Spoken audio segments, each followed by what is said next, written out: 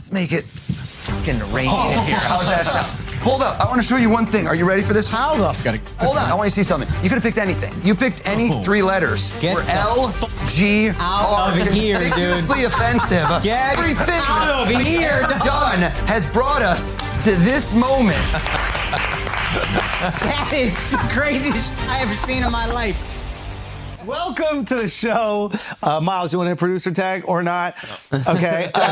Today we are joined by O's, the Mentalist is in the building. Hey. Flagrant. Yes, finally. Means conspicuously offensive. Is that not? Is that the definition? 8-letter word, flagrant. Looked it up. Wow. Yeah, we didn't know that. That's maybe we should. Maybe we understand why people think we are that. Yeah. I think it was spot on. What does conspicuous mean? I don't know. Dude, I'm so stoked that you're here. This is a long time coming. Obviously, you broke the internet by guessing Joe's ATM pin. Yeah. We were joking around about like how many things Joe does believe that are conspiratorial, and he was looking at you. He was like, "There's no fucking way that this is real." He was less skeptical of Bob Lazar saying he was reverse engineering alien technology than me dumpster diving. I went. I went It's like, where you been? I didn't even eat. I went to dinner with him and Bob. Did you? Yeah, before that episode.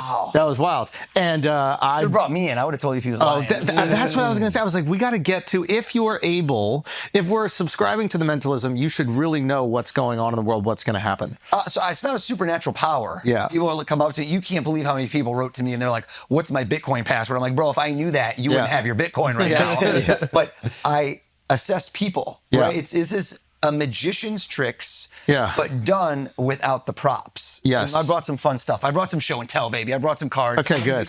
I want to get into it right away. I have like so many different questions. Intensity. You just got into magician territory with the props now. Yeah. Well, I want to do something fun, but I want to show you the difference between magic and mentalism. Because I started as a magician. Yes. Most mentalists start as magicians. That's kind of you got to crawl before you can walk, before you can run. And so a lot of the same tactics, foundational skills come from magic because you learn how to fool people. You learn how people think. It's the same way. My favorite art form by far, stand-up comedy. Respect. Forget magic and mentalism. I watch comedians. Really? Oh my God. Are we fooling and tricking? Should I fluff this guy? I've seen Life like 5 or 6 times. Thank you, bro. I'm a fanboy here. A little Meek Mill, am I right?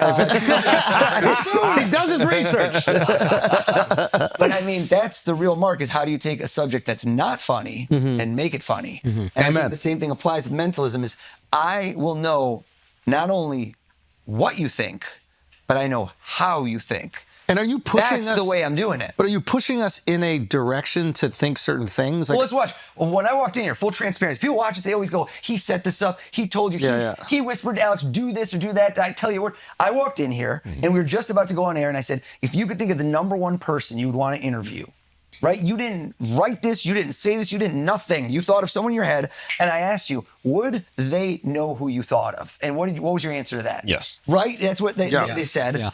Jeffree Star. So you think it would be an obvious choice for you, the number one? Yeah. Okay, let me ask you, don't say it, because I'm probably not going to guess it, because it's that obvious, the internet knows. Yeah. What do you think is the first letter of the name of the person he's thinking of? H. Well, it depends how you spell the person's name. J would be the first letter. Is that right? Yeah. So who did you go with? Jay-Z. Yeah. Jay-Z. Okay, number one. Yeah. H was Hove is what I was going to say. Hove, Jay-Z, there you go. So that was number one, and they all know that. Yes. So right away, that's easy. Like if I did that, nobody cares. Yeah. So if I say to you, jump down to who would be number 2 on the list. Now your brain starts to go, I did Jay-Z. Goated. Who do we go to next? Now I think right away his body language didn't change. I might have gone to a female at that point. Yes. But my man went to another guy. Is it another guy? It is. Yeah. I would have been more excited. Look at this. Mark, thinking of females the whole time. You didn't think of one dude. All chicks. Tell us the name of who's number 2 on the list. Who was number 2 on the list? Yo, get a cam on Brandon. Just get a cam on Brandon and get some light shining on Brandon. Okay. Number 2 on the list, Obama. Obama. Yeah, I could have So guessed now I'm that. seeing a thread. Yeah. Now you jump from, he, right away. What thread are you seeing? I'm seeing a thread. It's a very easy I don't thread. see color, Andrew. Have you met Obama? No. Dude, over-delivered. You met Obama? No, man. Should I tell the Obama story? Yeah. Obama was on, I did an event, this exclusive sports event, whatever. He was on before me. I made buddy with Secret Service in the afternoon when they did the sound check. Yeah. Read one of the dude's minds, told him his security pin code. He was not having it, but he liked me. I'm like, get me in to see Obama later. Yeah. And this is in my book. And then I go later that night. They don't know if we're going to have an Obama meet and greet. He speaks before me. Ken Burns interviews him. No cameras, very like off the record. And then he does an impromptu meet and greet. Okay. And I'm 5'0", like slightly above average for a Jew. And and I keep trying to get into this, but it's all sports people. So I'm not, right when he goes to shake one hand, you don't know if he's going right or left. I'm trying to watch mentalist skills. After about 15 people, he turns to me, and it's my moment. And I know exactly what I'm going to say to him. I've been thinking about this for 2 months. Ready for this? What would you say if somebody shook your hand and go, thank you so much for the gift? What would you say to that? What gift? Boom. What gift? And that's exactly what he said to me, human psychology. And I go, President Obama, you just went on and I'm on stage in 10 minutes. So I forever get to tell people that President Obama opened for me. I love it. Yeah. Loved it. I was waiting for him to say, what are you performing? And that's when he goes, oh, I saw you on Hard Knocks. And I'm losing my mind. He's like, you and Aaron Rodgers. And he's fanboying over me. My wife's behind me like, are you getting this? Are you getting this? And so he was awesome, man. I read his mind. It's kind of full circle. What was he thinking about? He was thinking about a buddy of his in Chicago, and I told him his name and I told him where they met. And there's literally a video of him doing this. What was the name? Don't you? What was his name? Just I'll tell tell us. you, Illuminati. And then he brings it in, hugs it out. It was a great moment. That's awesome. Number 2 is Obama. Ready? Yeah. This becomes impossible because how could I know something he didn't even know? Right? Yeah. Gold medal, silver medal, bronze medal. Mark is so excited right now. I have you right now. I put you on the spot. Yeah. Because I saw you when You're I asked his you, Jay-Z. when I asked you about the number 2. Mark's waiting for Jay-Z to come out. I love magic. He hasn't done any magic yet. Nothing's happened. Marcus sucks. I'm sorry. I got 99 problems and Mark is all of them. Could you tell Mark grew up in a big family and didn't get a lot of attention? They were both alive. Jay-Z, that's when you switched. And when I said to you just now, think of your third person. I saw you look up and you struggled. Swear to God, before I arrived here today at this studio, you did not know what I was going to do. There is nothing staged, nothing set up. Swear to God. Is that true? Swear to God. You did not know I'd be asking you this question. Close your eyes. Oh my God. Folks, you asked me, how do I do it? And I explained to you, if you know how people think, I can figure out what they think. And I saw a pattern. I saw a trick. Yeah. This is some ChatGPT, right? ChatGPT tells you the next word in a phrase. Open your eyes. Anyone sitting here that's ever lived, dead or alive, they're sitting next to you. Jay-Z's got that seat. Obama's got this seat. You interviewed them both. Last person who popped in your head. Tell us what's their name. Martin Luther King Jr. Get the camera on Brandon.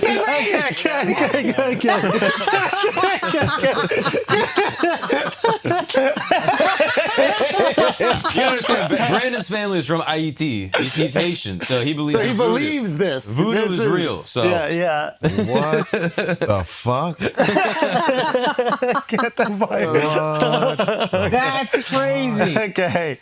Yo, that's nuts. All right. Keep going. At what point did you figure it out? Did you figure it out when you were standing up or just now? I'm just curious. I'm not like. Oh, now. Just yeah, now. Okay. Yeah. I don't. My brain is. I'm so cynical. I'm like trying to find how you led him down that path. Yeah, is it okay if we ask you about the effects? Okay, this is what I'm thinking about right now at this time. I'm like, I just want you to do this and I want to fully just indulge in it and not think about the way that you did it. And then there's this other part of me that's like, I want to know. And I have ideas about how maybe you've like used certain words to prime him in a certain direction and then He rolled create his that eyes outcome. in the back of his fucking head. I know he did. I don't know if you rolled your eyes like I was being an idiot or like you've heard this a million times. Never heard it. No, but Called you an idiot. Should I suggest you hug the line of the best kind of engagement, which is you're both angry and happy at the same time. I just want to indulge because I just wanted to have the most fun, but there is this part of me that goes, oh, I see how he pushed him in that direction. Well, what's funny is it's jazz. So it's again, I paraphrase with comedy because comedy's so good. Is You're reacting to the stimulus that you have in front of you. Yeah, everything's happening in real time, and there's different people. Listen, there's a handful of us that do this stuff. That's the funny thing. You ask me magicians, tons of magicians in the world. You said dead or alive multiple times. Right. And then you switch the order. Right. And I'm wondering if you're priming him to give a dead person, and that's just where my brain was going. I also, he's got him on his arm. Yeah. Like That's what I thought. I was like, maybe. He just hedged on a tattoo. I only go to black guys with tattoos on forearms. This is a very specific. We're on Hard Knocks. Sticking to football teams primarily. Would this be a skill? Where are your tattoos? Nothing? Yeah, Nothing? All right. Nothing. Okay. Not yet. Would this be a skill you just would touched call? you, Mark. You don't even know what I just planted on him. Microchip embedded. I got everything. Would you call this applied cold reading? There's a ton of cold reading mixed in, but here's the secret sauce. Okay, there's a lot of secret sauces, but I can tell you that mine is that there's so many methods going on at once that I will lead you in a maze, and when you get to this one, and you're really, here's the cheese, and you got right there, and you could smell it, boom, you hit a wall, and you have to go all the way around. Because I typically, like in a day like today, there will be 8, 9, 10 different methods that I do the same thing, so that even my peers, even the people who do what I do, again, they not don't a even humble know. brag. They do not know. I did for Howard Stern something that I assure you nobody in my field can understand how I did it, because he will go to his grave. This is one thing of guessing a person. He will go to his grave saying, I never shared that with anybody. I never wrote it. I never put it I didn't have it in my phone. I didn't whisper it. My wife didn't even know this. Somebody died and then told me it before they died. He did a bit with Valerie Harper. Do you know about this? Valerie Harper was a big sitcom star in the 70s and 80s. She was Rhoda. And so she had terminal cancer. She told him a word because they wanted to check the Houdini test. You know the Houdini test? of course. Which is Houdini told his wife before he died, if psychics are a real thing and it's not BS, I'm going to tell you a word. Never write it down, ever. Never write it, because that's what psychics. You write it, maybe we could see it, right? You whisper it, somebody could hear it, right? You put it on your phone, nothing. I want nothing. I want it to stay in my mind forever. And if somebody can guess it, then that means you told it them from out of the grave. And so I told Howard, he's had psychics on every year for a decade trying to guess this word. No one's ever gotten it. Holy shit. And so we went out and I told him flat out, I go, Howard, I'm not a psychic. This is not, there's nobody telling me from the dead. Yeah. I'm going to figure it out. I'm going to figure it out the same way somebody looks at Wheel of Fortune, sees all the letters, and starts to piece together that puzzle. Only I do Wheel of Fortune without Vanna White. You see what I'm saying? Yeah. I just go right to it. So here's where it's good. I figured out how many letters it was, and then he goes, did you know that you were going to get it right before? I'm like, are you kidding me? I've been driving my wife crazy the last month. She's like, what if you get it wrong? I'm like, that's the next big question. swings, baby. So has there ever been a situation where you're in a high stakes moment and it didn't go well? And Dude, that was as high stakes as it gets. Like there was no. But that went well. Oh, it went great, yeah. So has there has there been a situation where, okay, this is a high stakes moment, it's not going the way you want, do you plan another thing in the event? Got it. So you have fail safe. Big time. Like I did Wow. Rogan. This is going to air after Rogan. So Rogan, I had so many things going in there, but I don't want to. I love Joe. Yeah. That's the lion's den. He goes in there. He is skeptical. Yep. He is. I don't want to call it combative, but when I walked in the door, there was no jokey humor. It was not like, "What's up?" This wasn't like here. He was serious. Yeah. And he did not know I was going to guess his pin code on air. That was unbelievable. At all. Yeah, There was no mention of a pin code before that moment to him, and so he thinks that I somehow stole his identity. Yeah. And everyone thinks I'm a Mossad agent, so that was quite funny in the comments. Well, yeah. I mean, you did guess the bank code. I don't know if you're leaning into stereotypes here, but if you know somebody at the bank, that might be an easy thing to do. Roman. That is like your go-to thing now that you mention it. It's always bank related. I asked him, I was like, how do you pronounce your first name? He's like, it's O's, like owes you money or something like that. Also, guys, show dates. I'm not doing as many dates this summer, but we got a lot coming in the fall and winter. But next week, one of the best comedy clubs in the country, Wise Guys, June 19th through the 21st. I'm there. Get your tickets at akashsing.com. Also, July in Oklahoma, probably going to have to get moved. I think you might have gotten an email already. I'm going to be in August. I'm going to be in Kansas City and Ohio. Check all these dates out and more at akashsing.com. Now let's get back to the show. What's up, guys? Schulz isn't on the road. Akash is taking the summer off. What's the next best thing? A bunch of comics. And then me. So come see me in Poughkeepsie, Portland, Put your Oregon, mouth around that thing. Fort Worth, Austin, Texas, and many more dates. I also am doing a show at Mary Lou in New York City at the last week of every single month. I would love to see you guys there. Mary It is Lou. an amazing show. And everyone on the tour so far has been amazing. Raleigh, Indianapolis, you guys are the best. If your name is Mary Lou, the shows you keep get in on for free if you suck his dick. The shows keep on coming. So I'll see you guys there. I love you Speaking of coming. so much. Okay. Next. Next. No, the trick is that, like, I want to ask you so many fucking questions, but I also know that you have other things set up. So this is a nothing weird set up. interview where it's like you're the one that's really at the wheel here. Yeah. Do you feel that every time you're in one of these positions? I take charge when I want to. Thank you. Yeah. That was hot. Also insulting, but I'm willing to indulge in it. Yes. All right. How about this? A little spontaneous. Think of your best friend. Oh, you're about to hurt somebody's feelings right now. Oh my God! you Are you about you to stepped hurt into a whole somebody's thing. feelings? This is great. This is Miles and Justin is You see him? He's like, hello, Mark. Not worried at all. Okay, if I told David, you right yeah. now, think of your best friend. Okay. Chat GPT, man. We just go in there. What if we is it Gagnon? Yeah. How do you say it? I say gagnon just because we're in America. But Gagnon? gagnon is the French. Do you speak French? No. Un peu? Okay. Gagnon. Okay, so gagnon. Didn't expect you to say it that way. That sounded weird. So if we were to analyze, I said, right now, think of your best friend. Yeah. First off, he cycled because he was debating. He looked at you, but then he was like, it's more business. It's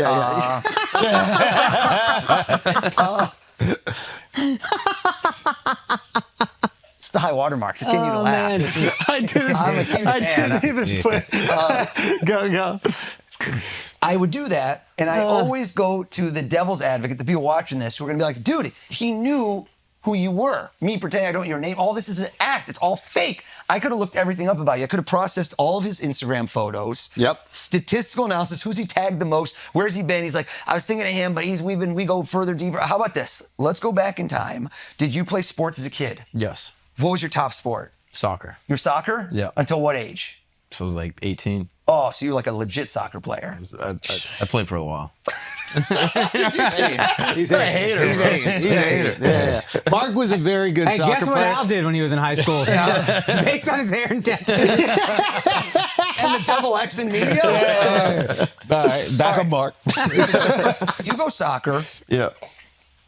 Think of a player you played soccer with. Okay. Can I have a second? Sometimes I get too nervous. But... No, change it right now. See, that's what I want. I want nervous energy. I want spontaneous in the Okay. moment. Okay. I can Are think you of married? someone. I am married. He's like, how did you know that? How did you know that? He'll take it all for you. Yes. Slid right off so easily. I'm thinking of the person. How that long you plays been soccer. married? 5 years.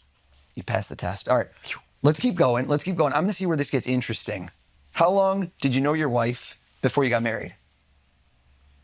About like 6 years. Okay. Took your time. No problem.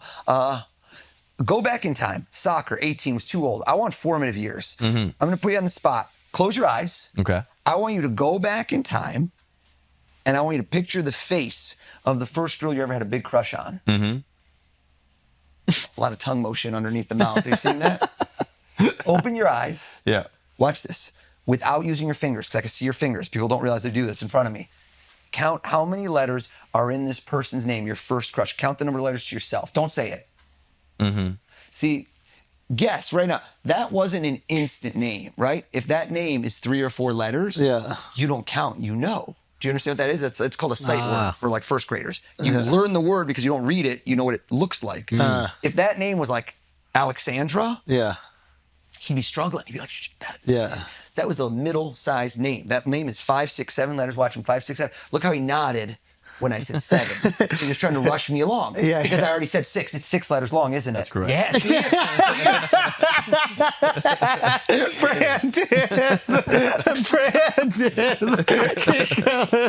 Brandon's about to rhino charge Austin. I like the Haitian energy in this room. Witchcraft! I don't believe it. 6 letters. That wasn't that hard. Come on, that's not that hard. It's pretty The hard. Kosh, the 2 A's in the middle, that's hard. I'm This is, hard. Here. He's actually hard. That got weird. All right, 6 letters. Before today, when was the last time, before me asking you to think of this person, when was the last time she'd even entered your mind? Be honest. Would it have been days, months, or years? Probably like a year and a half. Yeah. That doesn't match up with the 6-year marriage, but okay, that's 5-year marriage plus 6 years before that. Numbers there. Yeah. It's like, how's she look these days? Girl. All right, year and a half since he thought of this person before today when I asked him. Think of the letters, mix them up. Yeah. grab one. Don't say it. Grab one. Okay. Like a Scrabble tiles. I'm gonna have you do something with Scrabble tiles later, but I want you to imagine you just grab one of these letters just out right now in your head. You got it? Open your eyes. Yes. Look at the word. Mm-hmm. And you didn't go to the end. You didn't do the last letter, did you? No. Didn't feel like it. It went like a back and forth, and you debated between two, and then you jumped to the later one. D. Are you thinking of a D? Don't say anything. He thought of the D, and he switched to the one right before it. Bam. Totally knew that. You freaking liar. I knew you did the D. Budget another D. There's Here's the thing. Everybody who's a podcast listener, I wrote it down. I've showed it to Alex, Akash, and Andrew. Is that correct? Hasn't thought of this person in a year and a half. Yeah. What would you peg the percentages that I could have found this from social media or somewhere? Is it like 0.5%, little percent, just zero? There's no way you've ever posted this, ever talked about this ever. Is that a fair assessment? Yeah, probably Tell us all. never talked about it. Maybe a follow on Instagram. Okay, well, how many followers you got? 4,000 or something. That's not bad. Didn't go through 84,000. What's her name? The name is Jordan. Jordan is the name of his first crush. Shit. Jordan is the name of his first crush. Holy shit. Can we pull up the Instagram to just see? I gotta see if Mark got a type, bro. It's mostly dudes named Jordan. Yeah, this is Jordan 4389. Not a good person. This Not is a good a person. girl. This was a girl. Yeah, no, we agreed. You don't have to. This was a Mark, why do you seem unimpressed by that? Like, that was unbelievable. I think he's a little thrown off. He's a little rattled, unsettled. rattled. He's Are you unsettled. going to be dealing with something at home? Is that the concern? What are you processing right now? This is A man didn't mean to bring this up this on is air. a fifth grade girl that I dated for 2 days. Fourth grade. Check later. It was exactly fourth grade. No fucking chance. No, no. It was fifth grade. You almost got me. I was homeschooled to fifth grade, so it's like. It's actually his sister, for the record. How'd you know that? Wait, why would you Jordan think fourth gagged grade? on. What would you think? I don't know. He's going to check later. It's going to be off air. He's going to be like, holy shit, you were right. It was fourth grade. Wait, why would it be fourth grade? I don't check later. He was homeschooled. No, he's homeschooled till 5th grade. Maybe she was in fourth grade. No. We were same grade. We were same grade. All right. I'm not like Can't that. get every time. Younger woman, 1 year, it's age appropriate. Took the fourth a little while, to be honest. Crazy. Yo, we got to. Oh my goodness. Okay. All right, do me now. Go. There's no interview. Nothing is more interesing than magic. Like I could ask, okay, how long can you run? Or The something? interview.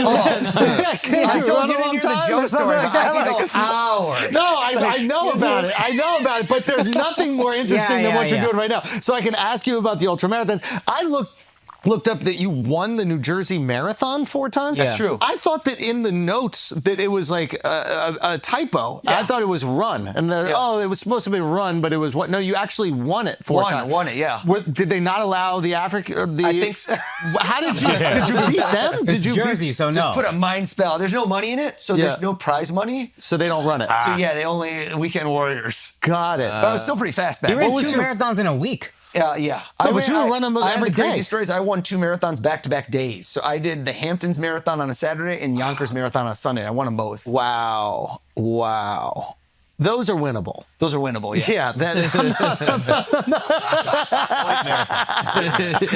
Those you could win back It to was an back. interesting dynamic Yeah. change from Yeah. the Hamptons to Yonkers. Yeah, if you win like Nairobi, then maybe. Then for real. Yeah, but they wouldn't let a witch run it though. Yeah, that is true. You have unfair advantage. Wouldn't make it there. Holy shit. Okay. Is there a peer that has done an effect to you that you're unable to explain how? That's the best thing. That's the best feeling ever when somebody just rattles you and you go, oh my God, how did you do that? And the problem is I go right into Andrew mode, which is I want to know how. Yes. Right? Because that's my default setting. But then I also want to be like, oh, enjoy this. Will they Because share never it with you? happens. Is there like a code amongst? Typically, yes. Also, in this kind of situation, here's the thing. There's people that write, or there's people that are creators, and there's performers. And there's very few both. There's so few in what I do, because to be creative is one thing, but to actually execute. So are there certain guys that can create the, what do you call them? I don't want to belittle them by calling them No, tricks. it's not Let's call them tricks, tricks. Okay, so there's certain It's people. funny when somebody calls it a vaudevillian, like, do your skit, do your skit. This is with Ever us do too. The Friars Club, like, do that skit again. I love your we call them effects within the industry. Oh, within the That's what community? guys Got like it. always say. Yeah. That's what he told Jordan in 5th grade. You know what I'm saying? This is going to be an effect. So there are guys that maybe come up with the effects, but they don't have the skills to actually execute them. I would say the skills is one way to put it, but a lot of them are just not performers. So it's Got just it's you know, False flag. SNL. How many writers are there? I'm not saying they're not talented, but getting on But they camera. can't deliver. Different muscle. Execution is the difficult part in this profession. And were you always good at that, or is that a skill that you had to develop? I think it was skill developed. Like I've been doing this since I was a teenager, but I did magic at restaurants when I was a kid. Yeah. And that was really what got me good. That's where the 10,000, 20,000 hours were put in because I got my first restaurant gig when I was 14. Do you remember where it was? 100%. Where? It's like a big part of my book. It's called Zia's. It's in Zia's. Michigan. Yep. I walked there half a mile from my house. Don't know how I had the confidence. Good sales tactics. Talked my way into this thing. Tuesday nights, that was my night. I did 3 hours. They paid me like $50. Table to table. Dude, imagine you're at a restaurant. You got a babysitter. The kids are at home. And some 14-year-old kid comes up to the table wanting to do card tricks. Yeah. You're like, dude, get out of here. You kidding me? Okay, go on. Some people would, some people wouldn't. But some people, so you have to learn School of Hard Knocks how to win people over. Quick. Quick is the name of the game. That's Yeah. exactly it. What is your body language like? What you iterate. When I turn this way, it's different than if I go head on. The same way that animals, when they go eye to eye, they feel imposing. So you're You have like to- looking over your shoulder almost. You're not giving them too much I give a time attention. constraint. There's a million things that I learned how to approach a table and in less than 10 seconds, typically 5 seconds, answer every question that was in their mind that was unanswered, which is right when they see me, automatically they go, who is this? And do I have to give this person money? Do I have cash? What are they doing here? Are they any good? Did the restaurant know they're here? All of those questions I try to answer in the least amount of words possible. Can you give us that breakdown? I imagine you haven't done this in decades. So like, what was your all the time. 5 second? What was your 5 second? I'm going to break the table. They're having a big dinner. It's a Yep. family dinner. Somebody's just got engaged. There's a celebration. You're going to interrupt it. How do you stop that in 5 seconds? First off, you find the right moment. So if people are like, husband and wife is crying and they're like having a, You're in there. so I hear you've been cheating on her. Well, Yeah. I've got something amazing as well. Yeah. Can you make this bitch disappear? Okay. Can you keep that in his pants? I'm like, I can only make things up here, not disappear. So you walk up, and the first thing I say is, you guys are in luck. Like right away, that's a great way. At an angle, you guys are in luck. The owner brought me in as a special treat to you tonight, but I only have 2 minutes. So it's like right away. This is great. You only have 2 minutes. I only have 2 Great. You're minutes. leaving. I'm leaving. They're getting something. They don't know what they're getting, so curiosity The owner ensues. has me here as a treat, immediately takes away the first thing, which to me is like, yo, guys coming up to me, do I have to have some cash right now? Awkwardness. I'm taking away that. I'm taking away all of the resistance. all And of the little, if you say no, you're being disrespectful to the person that gave you as the gift. of course, the owner brought me in If special. you clean Right. windshields on the street, you should be paying attention to this right now, yeah. If you sell yes. anything, If you're cleaning windshields, you're moving up. But that's literally what I've done is sales training, is understand how to think like a mentalist. Because most of what I do is selling an item, which is amazement. Right? That's what I sell. You sell laughter. I sell amazement. I sell wonder moments that are memorable, that you go, oh, how did he know that? Right? And that feeling you had at that moment when you felt it. But everyone knows it's not real. And I know it's not real. I'm not really reading your mind. I've explained that through and through. I've learned how people think.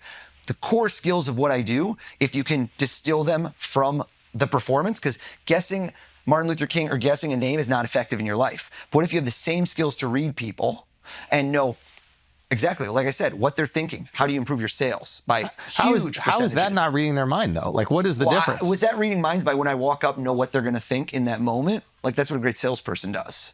I guess, but I would say that those things are the same in a lot of ways. Like, That's exact- even if you push them down a direction to think a certain thing, like you are still, at the end of the day, you have to figure out Jordan. Right. And that is, I would say, reading his mind to a certain extent. Oh, absolutely. Well, again, I got the letter because you did. What was the letter you thought of? Which letter did you go with? when When I said pick the letter. so I was thinking A. Yeah, so he did. I told you switch the one before. I said it. I knew Yeah. it. So because I had told him don't do a vowel, and so he did. He said, "Oh, I'm gonna screw him over and do a vowel instead." Because I mentioned the Scrabble tiles. I said there'd be no vowels, and so he went to the A, and I said I knew that he would do the D, and then he jumped over.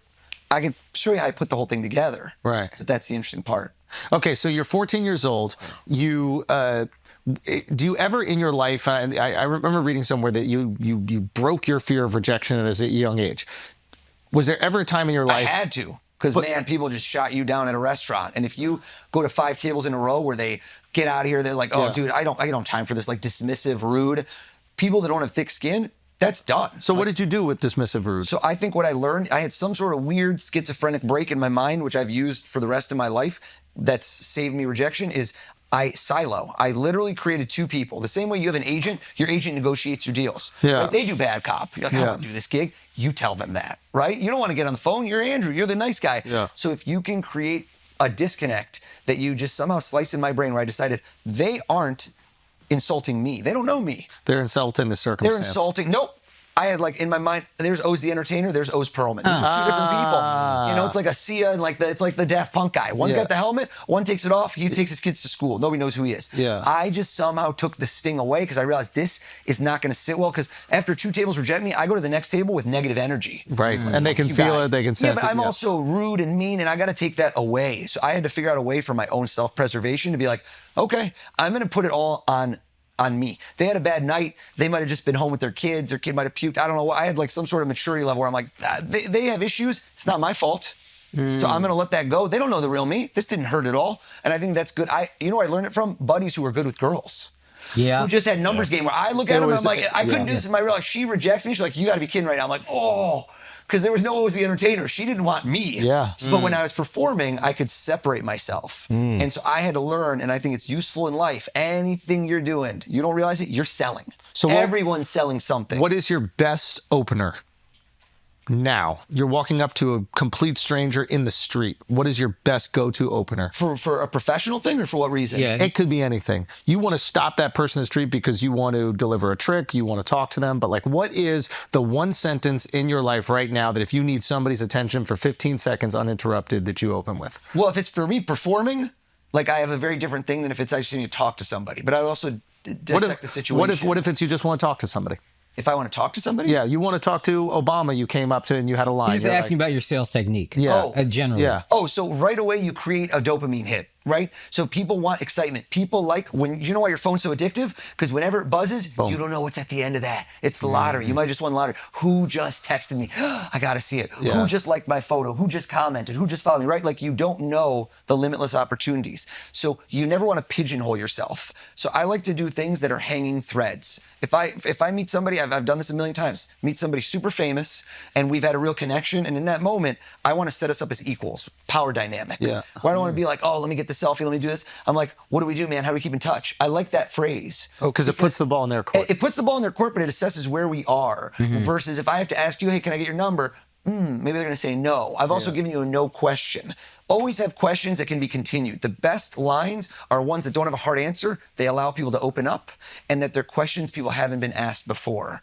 Like you've been asked the same 20 questions about comedy your whole life. Sure. And I could go down the list. The same as me. How'd you get in this? Did someone in your family do it? There's like a whole list because we have unique professions. Right. Right? You never ask an insurance salesman, was your dad insurance salesman? I don't give a shit. Yeah. No offense if you're an insurance salesman. They book me a lot. I love insurance. But I'm saying that in that situation, if you could go back in time to when you were 7 years old, what would you tell yourself now? That's, wow, I never thought of that, right? Like a question that's fascinating. So give me an example of that. Like a fascinating question. You're at a grocery store. There's somebody I would do it that's based on reading the person. So you're asking me like, how would I play Little League? Too open-ended. When I'm in MLB, like I know 20 things about that person. What if you by don't? seeing them. What if it? Oh, I can't not. You're saying that you're already reading them by observing them, and then based on what you're getting from them, you'll formulate the question that will Well, be. it's like when I'm negotiating real estate and like my transactions. People are like, oh, what if he won't take lower? I'm like, I know he'll take lower. So it's a useful skill in life. Sure. Outside of that, like, do people use it in interrogations? Do I lawyers personally have use never it? done anything like that. I've been offered considerable money time and again by like law firms, various firms, can you do this for us as a skill that's outside of the guise of entertainment? Why don't you do it? So I haven't done it yet, and I'm going to tell you why. There's 2 reasons. One is it's hard for me to quantify the number of the tactical advantage I would give you. Right? I don't want to. Right now, I know that if I go do a show, I know how well I'm going to do. Like I know that I can deliver. I never want to be a guy who doesn't exceed and vastly exceed expectations. So if I do that, I'm going to do something where like, you do a deal and you go, oh my God, this guy just knocked it out of the park for me, and that's going to be word of mouth. Also, this is doing very well right now, so I'm not expanding beyond. The book's coming out, but like I'll keynote speak, but picking juries is not what I like decided would be my life's mission. But do you think some successful lawyers are using some of these skills I'd be like very curious innately? if anyone's using. For sure, they are. I've spoken to them. Oh, really? Yeah. So are they aware that they're doing it? Have they studied it like you? Or is it just part of their communication technique that they've developed throughout their life and it is successful? I think there's a Venn diagram overlap because Right. People have noted, like when I did the Rogan, that I'm speaking fast, I'm doing stuff because I can control, based on my pacing, see how we slowed down, see where you moved, what happens in the moment. So And not everybody is comfortable at a high speed. And when they're uncomfortable, you have way more control of the interaction. bringing the speed to a level of their comfort, you lose control of the interaction, potentially. They can also intercept. So when people want to speak what they do, I can normally speak at this pace, but when I'm going fast and I'm doing something performance-wise, I know where I'm going to guide you.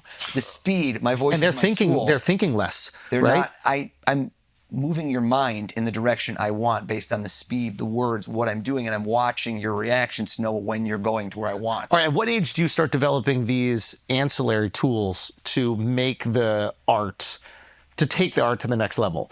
I think I started doing mentalism more and more in like I hated mentalism when I was a kid. Why? Boring. Because I wanted tricks.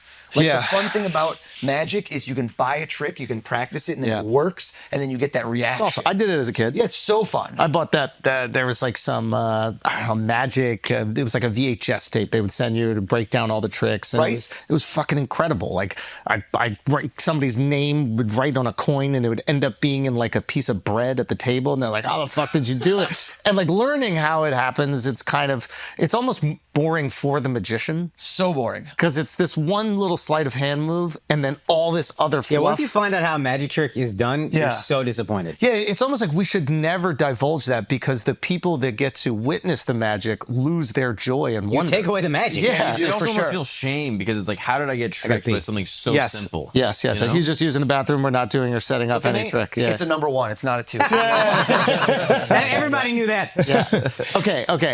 Can we do another thing? Yeah, well, we gotta wait for Alex. Josh, no? Yes. Is this does it make it hard for like human connection? Because you can pretty much read people and tell if they're lying to you or trying to mislead you. Or can you? So no, people definitely can. Like there's no, it's not a, the problem is it's the reason you can't just do this in every life, like because people are like, well, why don't you take over the world, right? Why is this not a superpower?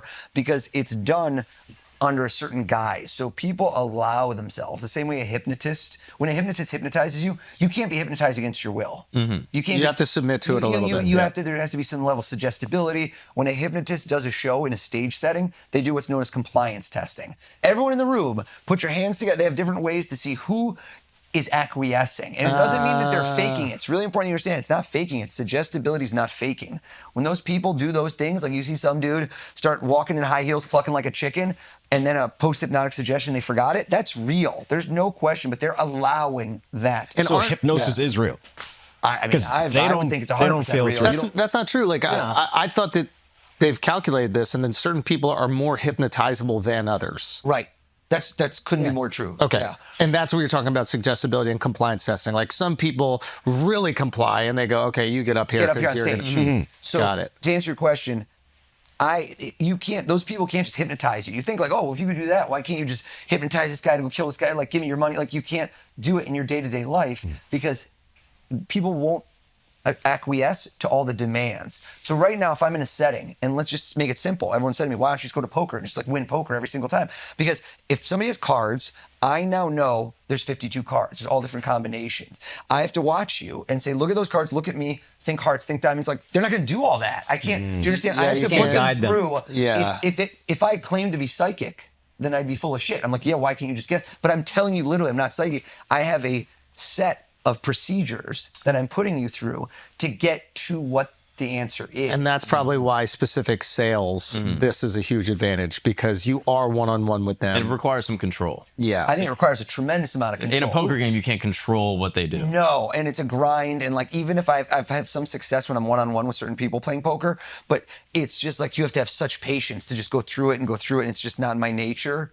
Super ADD of like, I don't want to sit there and play poker for 8 hours. Yeah. What's up, you noodle dicks? You see the blue lights, you know what time it is. It's time for Blue Chew. Hey, it's time for you to step up your sex game. There are legal steroids for sex, and it's called Blue Chew. Same active ingredients as all those other drugs, but it's the chew. The guys have been rocking with us, pardon the pun, since very early on in this podcast. Let me explain to you something, guys. You think you're good at sex. You're not. You might be effective at cunnilingus. Your dick probably ain't shit. Probably leaves a lot to be desired. Al's dick is apparently huge. I don't think he knows how to use it. But with Blue Chew, he can last a lot longer, get harder faster. This guy's old as shit. You know, he's a black guy, looks like he's 35. That means he's 104 years old. Anyway, he needs all the help he can get, and so do the rest of us. So, all you gotta do is go to BlueChew.com and use the promo code Flagrant, and you can get your first month for free. You just gotta pay $5 for shipping. That's it.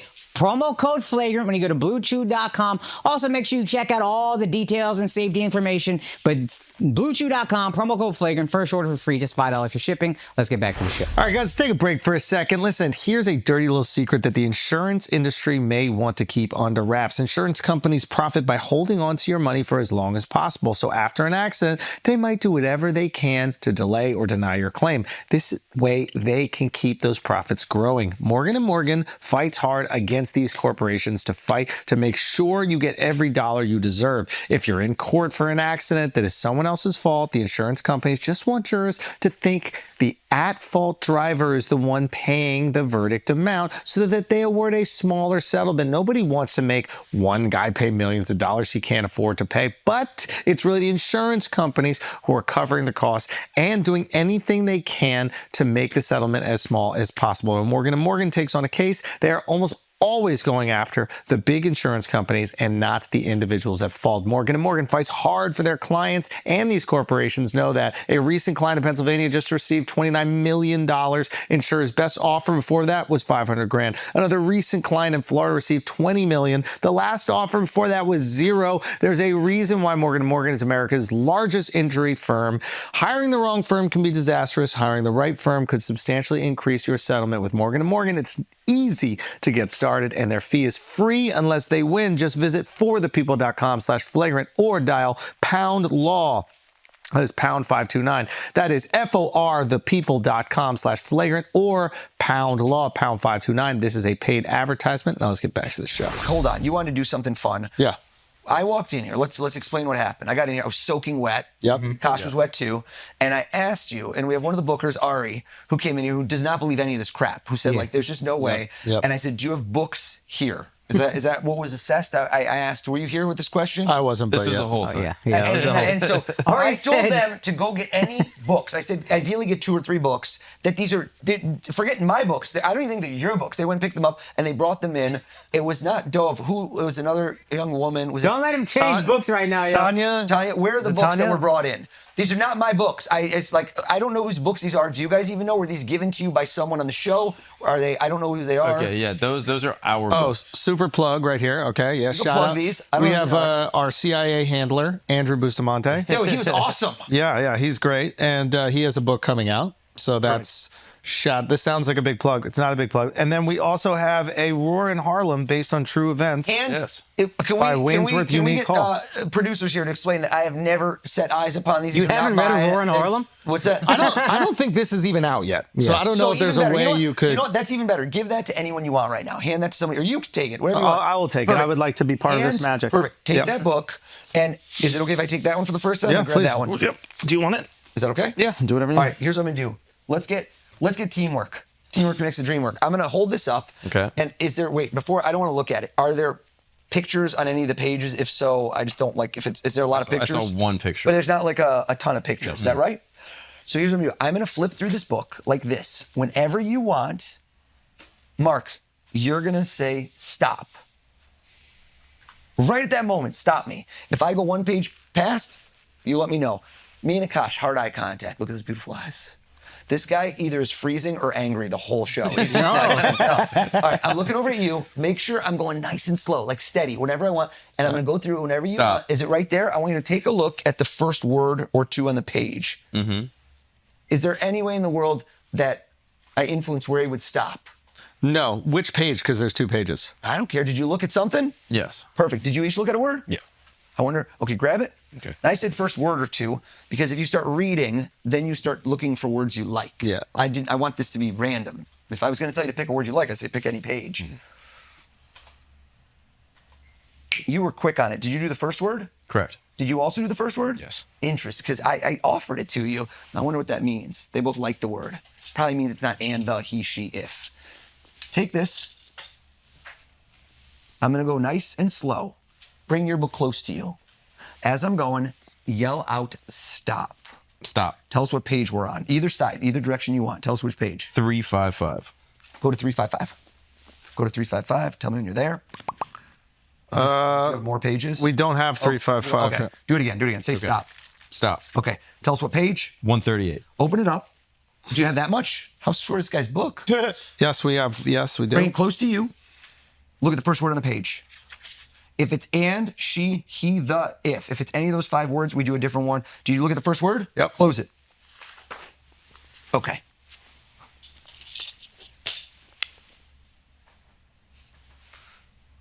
Now Andrew's going through his head thinking, how could this be, right? I mean, sure. Just, you know, just. I want you each to do this. Imagine, is your word something you could draw? Don't say anything. That's a no. That's a no. Because sometimes I do, if it's an object, they'll do it. Yeah. If it's like a concept, it's different. If I had you describe this word without saying the word, like let's say the word was flagrant. Remember the first thing I said to you? Conspicuously offensive. 8-letter word. I want you to think of how you would describe this person. Would it be more visual? Would it be more of like a concept? Would it be more, what was that book? Aurora in Harlem. I'm getting it from you. I think I know it from you. Can I ask you a question? Sure. I'm scared. I don't know why. How's breathing starting to Your lips. He's been doing this. Right? He's in Word starts with an M, doesn't it? Holy shit. This is crazy. This is And then we're in. It's Harlem. We're in Manhattan. Is the word Manhattan, boys? It is Manhattan. That's crazy. What the fuck? And then you Why'd want to you pick my any two word? books. Any 2 books. Look this way at me, at yours. Think of the Holy first letter. shit. Yeah. Keep going all the way till you get to the last letter. Okay. That's that. So this is you always ask me, how does it work? Always the last letter is helpful with a lot of words because a lot of words have the same last letter. They always do. Plurals, right? The air hissing, the little the way you did that. Last letter's an S, isn't it? There's more than one of this. Books about the CIA. Something to do with food. Something to do with food. Hold on. Don't look. I'm going with this. I would have thought a cooking book. I'm done. I wrote it. Open your eyes. Oh, no. Look at us. Hold on. Let me just. You forgot the word? No, I got it. Yeah. I got it. It's not a packaged food item, is it? Tell us, what's the word? Tourists. Tourists. Everybody. Yeah. Tourists is what I wrote down.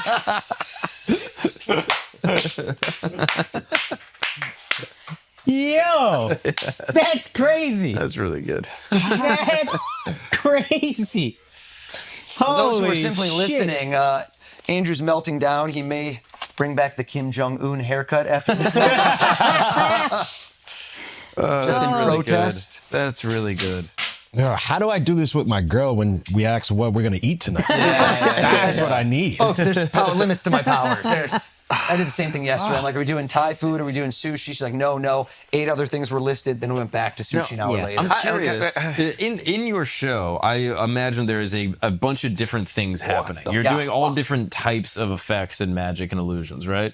So there's like cold reading and stage effects and things like that. I'm curious, is there any like straight up gimmicks or trickery that exist in like the stage production? Not really for me. I like to be bulletproof. I can show up to your house with nothing. I've literally done it. I'm in a bathing suit. It's a 4th of July party. And I'm like, you got a phone, you got books, you got this, you got that. Give me a Sharpie. I write something on someone's hand. Like I've tried to get to the MacGyver stage of what do you got? I got bubble gum. I got a hair clip and I got this. Bam, I got an hour show. Because the highest level of purity in entertainment is a stand-up comedian. A stand-up comedian can stand in front of tens of thousands of people, Madison Square Garden, right? You've done it. And just speak. Only your words are all you need. Wow. Did they get it? Nice. Left at ESPN. I was just on ESPN before this. Can I see what we got in there? Oh, we'll grab it in a second. It's a dry erase board, and there should be, are there inside opened up letters? Alphabet letters? Bam. We got this. All right, we're going to use this in a second. We left this at ESPN. I like how Alex, like, you're that good. Why didn't you remember to bring it? I was Blame my assistant on that one. All right, so I gotta stop. mentalism is no props are required. Magic, you still need the cards. You need this. Even though I love cards, don't get me wrong. Yeah. I want to. Can we do some fun? Let's do something. Are we ready? Yeah. Let's do something. So, who's good with cards? Hold on with the books. So you guys just chose the books? I need to be clear. I said to them to Ari go buy chose them, books. Yeah, there's Ari chose the books at random. He wanted to go to Barnes & Noble first. I told him go buy books. I don't know what books he brought. These are not, I got to be like 100% clear. I said go get any books And you want. don't even get to look at the books or anything like that. I told him to buy new ones from Barnes & Nobles. I'll go to someone's house and say, go upstairs, get any book you want. That's, yeah, of course. And you don't get to sit He with the said books page or anything like 138 and then went to your 138. doesn't matter the So book. how would he have Changes mine. controlled that? he can't know the whole book. I mean, whatever. Okay. Yeah, that's crazy. He's reading you in the moment. If I try to be like still and not give you anything, is that going to make your job harder? No, because it's I told you, pick your own adventure. Hey, fucking bitch. We'll get to the bottom of it. All Like, right. you'll do that. So you have no That's a time break. with the books. Like, if you have time with the books, I could probably reverse engineer how that happened. But if you have no time with the books, then it's like, No time with the books. I know. Oh, I can figure it out. Yeah, I like how Mark just looked to see if every word in the whole book is Manhattan. He's like, no, I got it. Oh, well, this is my like fucking dumbass brain that is always trying to deconstruct. But I would just be like, It's okay, so annoying. You've looked at both the books. What page?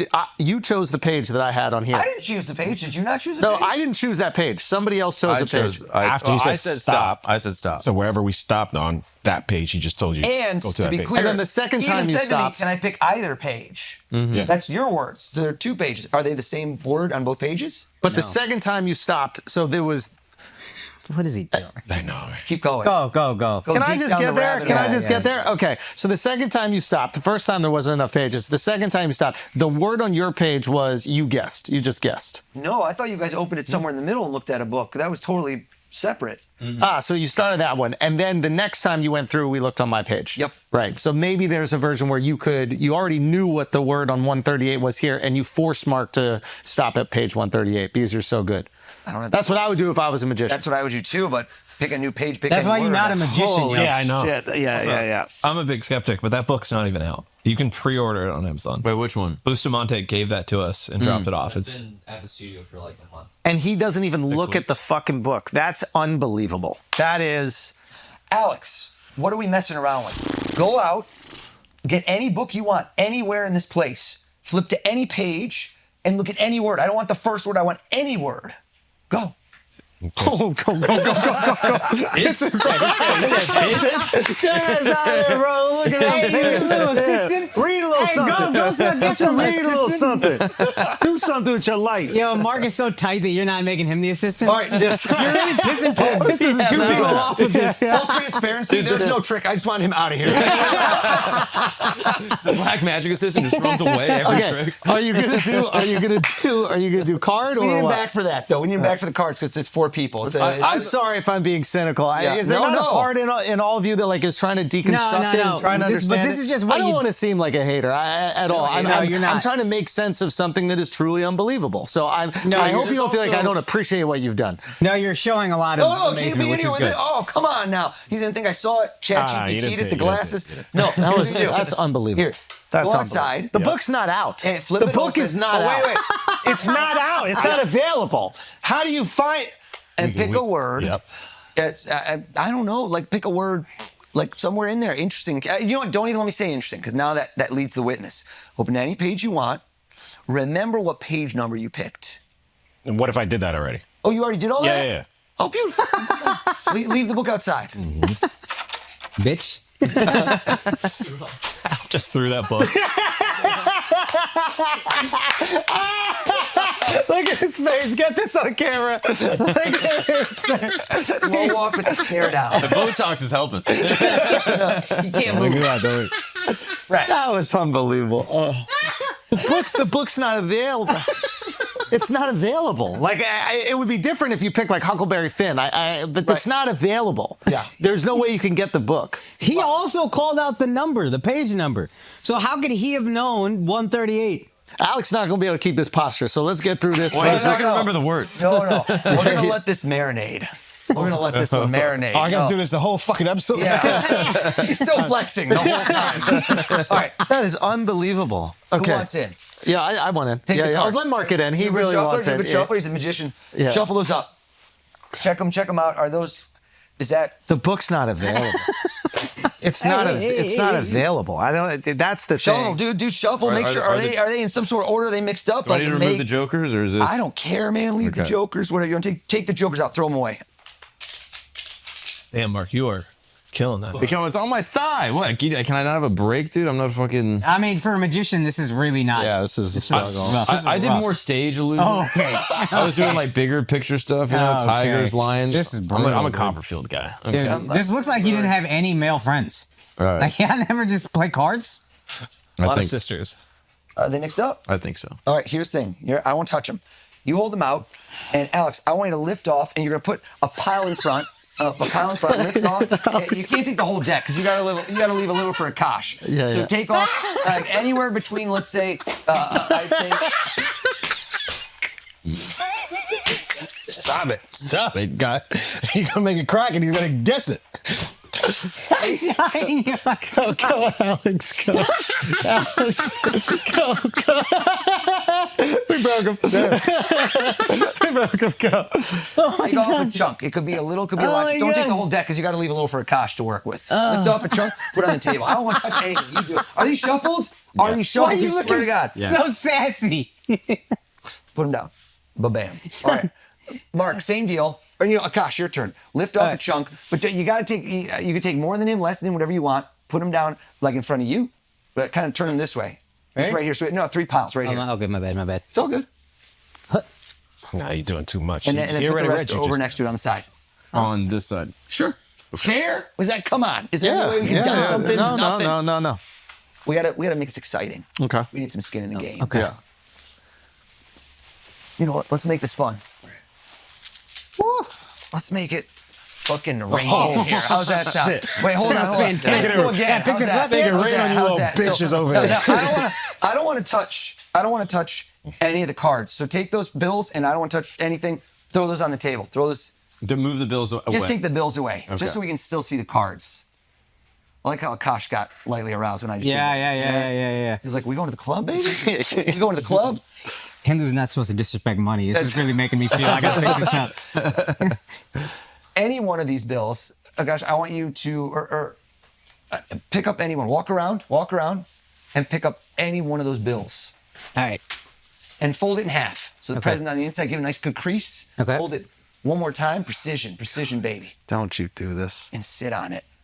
Don't you do this. Oof. You ever have this sensation? Let me ask you, where your phone rings, and you vibrate, and you're not expecting a call from this person. This isn't like your wife told you, but you somehow know who it is. Have you had that distinct feeling or never? Yeah. You have not. Is that right? You said you have not had that feeling. Because I've had that before where I know who it is, but that's my job. But you say, what a weird thing. Like intuition, instincts. How did I know this person was going to call me? Anytime I'm annoyed by a call, I know it's my wife. Okay. Like if my phone vibrates and I'm like, this is annoying, I know it's my wife. Maybe I had that feeling. Yeah, so but I don't know. I said, and you said, I'm going to figure this out. And I don't mind that. And I said, imagine a deja vu moment where you somehow get a call and you feel it and you didn't expect it to vibrate and you pick somebody at random and the phone's calling right now. Grab out your phone. Okay. Yeah. Yeah, go to your contacts, please. Okay. Yeah. Yep. Where are you right now? At the front? At the Very top? top. Very top. So I said to you to imagine as if you were getting a call from one person. Okay. Is that right? Yeah. Go to that person, scroll through, find them, and hide it close to you. Okay.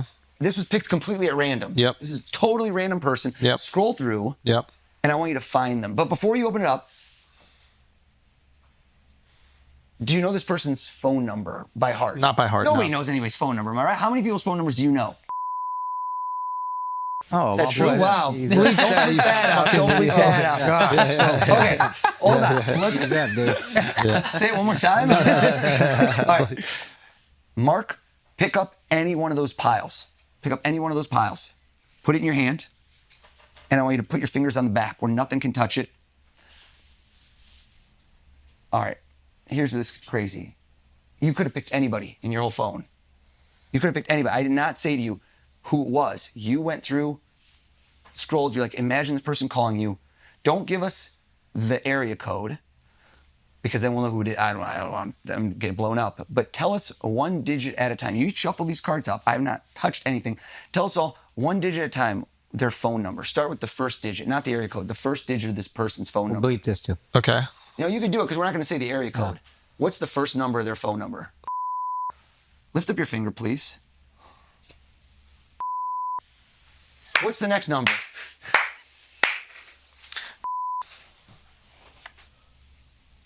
This is fucking crazy. Keep going. 1. There's no 1, so how about an ace? Keep going fast. What else we got? 6, 6, 7, 7, 8. 8.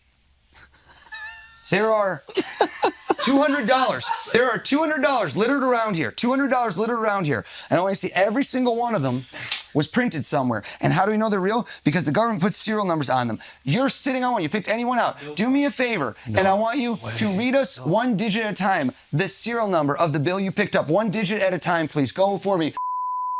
1, 6, 6. 7, 8. Hey, wait, tell us all. Tell us all. This person who you thought of out of your whole phone, what are their initials? What are their initials? First and last initials. Oh shit! Hold the fuck. What are the 2 Hold letters the on the bill? fucking phone, dude. That's the craziest shit I ever seen in my life. That's the craziest shit I ever seen in my life. Holy fuck! That's crazy. Oh, God, let me see. That's the craziest shit I ever seen in my life. You see why he ain't used me part of this trick? Can't read me, bro. Just saying. That's crazy. He threw the money in the air. How the fuck do you know how to grab that bill? Where's the other ones? Yeah. Hold on. Threw the money in the air. Wow. I don't want to. Reg, you're outside. You easily read. You're easy to read. Is it rude if there's a deliberate effort to try to guess it or try No, to I don't figure think it he out? minds. It's like what everyone That's does. what I'm conflicted by. It's like Nah, I go don't. for it. Because you I still would show usually amazement. do it not when I'm present. I It's think the kinda dickhead is the one who post-pointless doesn't to be act like, impressed penis was and- kind of small. Right, But yeah. you can go for it. I'm not going to assess. That was fucking unbelievable. That's really impressive. I'm curious, if you were to do a trick to another mentalist or another magician, is there like an anti-trick? I sometimes watch like Penn and Teller fool us. Yep. And sometimes they'll do a trick. Well, they use you against you. They use what you know against you. because they know that you'll try to subvert it based off of understanding the methods. That's what we do. It's like when my kids jinx each other, they go jinx, and you go, oh, jinx. Like you know every single thing as you go, and you try to move people in the direction that they think you're going with it, and they don't know where it's going to go. What the fuck did you just say? Yeah. Well, we know each other's methods. What you do to me, yo? What you do to me? How you know I was gonna grab that $1 bill? You still have the book. We're going to come back to this because I'm going to have you do one more choice. Look, you fucking gave it away, motherfucker. that was the moment. He's the Sphinx. He gave it away. Let down your guard. Hey, Al, can I be honest? You look gay as shit right now, dog. You look gay. Activated his autism. If I crack, he's gonna read me, guys. Where'd I put I don't this? get how sitting like Abraham One Lincoln more thing. fixes. About something with he me. read my lips before. I don't know what the fuck he's Nice looking at. lips, bro. Come on. Wait, here we go. All right. We had. I want to get your staff involved. We had a lot of people in here who were here when we got here, and you said you've known who the most? It was Dove. Dove, yeah. Dove, 22 years. But there's other people. Who else? Who has never gotten to shine? But let's try something. Who was there? Was I don't know who else I talked to. There's somebody. Tell me. Kiana was Kiana here. seemed really nice. Who Yeah. else was there? There's, Has Kiana Alex. ever been on air? Yes. Briefly, yes. Get her in here. Let's do it. Kiana, Come on, Kiana. please come here. I like the way Akash is stealing my money right now. Are we seeing No, dude. It's a Hindu Here. thing. We can't just leave it on Alex, the ground. I'm making you go outside before Kiana comes in. disrespectful. We're swapping. Do this. Alex, come on over. I want you to grab one more thing for me. Can I come right back in a second? Yeah, you do whatever you Alex, Kiana, come on in.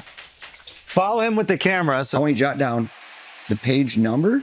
Got it. Wait till I'm gone. Go fast. You got 10 seconds.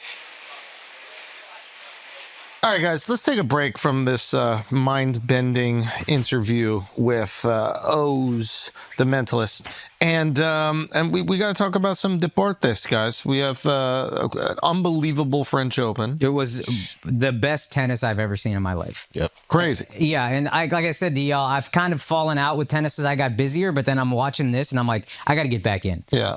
I don't know if these are the best players ever, like in terms of greatness, but the level of tennis that is being played on the men's side Never at the seen top, I've never seen shots hit like this. I've never seen players who have this few weaknesses. Have you seen any of the highlights? Yeah, it's I unbelievable. mean, the points are fucking insane. It was Carlos Alcaraz, who is a Spanish phenom. Yep. He's got 4 Grand Slams now, 5 going up against Yannick Sinner, who's the best player in the world, but for whatever reason cannot beat Alcaraz. He's 0-5 against Alcaraz, and then the last 3 years, like 82-3 against everybody else. Wow. Some shit like that. It's insane. Come get this work, man. They say my game is like a mix of Alcaraz and Sinner. That's what they say. That's what they say. You are as Do you think you would beat him the first time you played tennis again? it's been like 20 years. Yeah. Do you think you would beat him the first time? Yes. And can I tell you something? I wasn't even that good.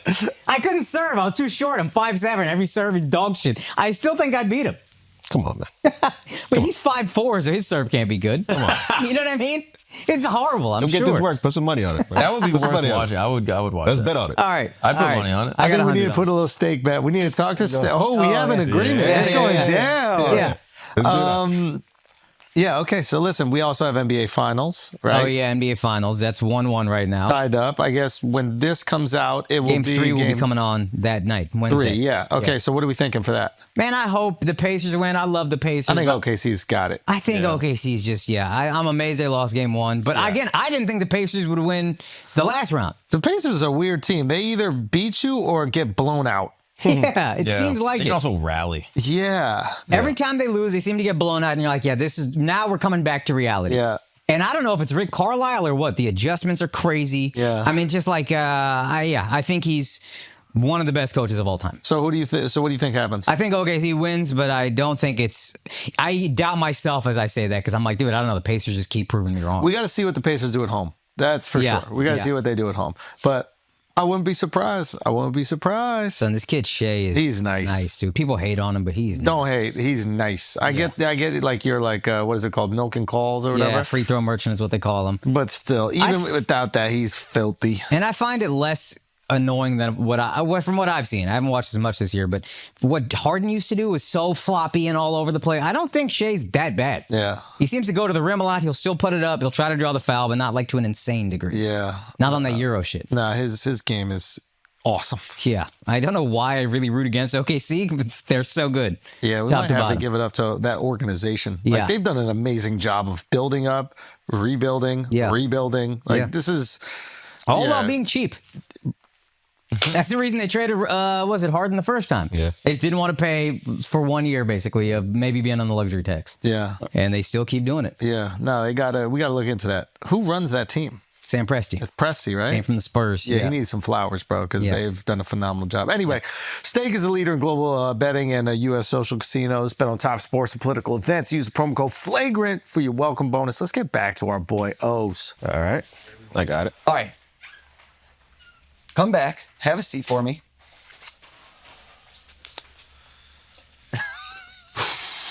hiding. Just knocking. Alex was told to think of, to write down, I said, write down what page you went to in the book. Is that correct? Yes. Yeah, hold on. You had picked the page number earlier, was 138. But you said, maybe I've gone through the book, but we know it's pre-release. So I couldn't know what book this is, but you've written down the page number. So if you gave that note to him, he could go to that page, and what are the odds he picks the same word? What do you think are the odds he picks the same word if he even knew the page? It's probably high. Really? How could that be? Aren't there a ton of words? You know, take the note, forget it. You dumbass, you picked the one page with one word on it. Rip the note up.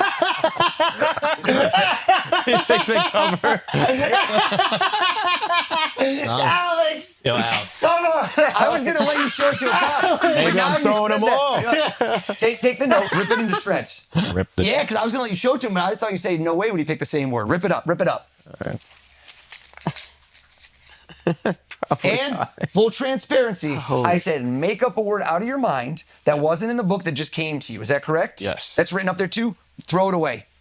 So now we're done. Now, I thought we'd let you go to the same page and see if somehow your mind's connected. But no, now they said Freaking only word on the page. All right. Look behind you at how many pages are in the book. I won't look. Look at how many pages are in the book. This fuck up. You did it? Wait. Most books are between 280 and 350. Okay. Is it between 280 and 350? No. Oh, good outlier. Probably went with less. Hide the book. Why you Is say it that? hidden? He would choose that book because he'd I think he probably did a smaller book, try to screw with me. Thank you, Chips. He knows this person who wrote it. Look at that. Familiarity. You picked any book. You challenged me. You went and got any book. Is that correct? Yes. Any book. You went to any page. Bro. You picked any word, and you look stiff AF right now. And you thought of a word. I'm never going to get the word that was in the book. That's impossible. We know that. Andrew's already figured it out. But how could I get all this other stuff? Are your nails painted? I just noticed that. He's calling you gay. Book was less than 280, wasn't it? Yes. Person. You keep trying to look at him. They host a podcast together. Charlemagne the God. Is that who the person who wrote the book? Yes. You picked the easiest shit in the world, yo. What the fuck are you doing? Think of the page. Think 150, 160, 170, 180. It was just around 200 words. And it went blah, blah, blah, blah. And you flipped in the middle and you went back 3 pages. 91. Is it page 91? Yes. And then do you know what he looks like to me? No You know what he looks like to me? What? He looks like somebody who's thinking of a word. Yeah. But he also looks like he's trying to hold something. He's trying to hold in a fart. What do you think of the word fart? Get the fuck. Oh, wow. Yo, you readable bitch. Yo, you so readable, yo. And then the ultimate, you ready? We go through his eyes. Imagine when I go through his eyes. We could see him walking out there, picking any book out of the shelf. Nothing written, nothing. Just taking a book, flipping it over, and you said, well, maybe I saw that book before. Boom. Step 1. I couldn't have seen this book before. You just picked any one. Is that right? Was anything set up before this moment? Nah. I didn't pick the page. You picked page 91. I just figured it out. And now, even if we went to page 91, there's a ton of words. So think of all the letters in the words. Count the number of letters to yourself. Just did what you did. Watch. He's quick, though. He's quicker than you, for the record. This guy's a businessman. You counted quick, same way he did it. 3 drums, like three beats. Do you know what I mean? 2 3 beats. 6 letters. 6 letters? Yes. Yeah, you did exactly what he did when you did Jordan. He's still thinking about Jordan, by the way. Stop breaking out. I told him he thought of the letter D earlier, remember? And he said, no, I thought of the A. And I said, I could tell when you switched from the D to the A. Think of a letter in your word. See, you just did the same thing.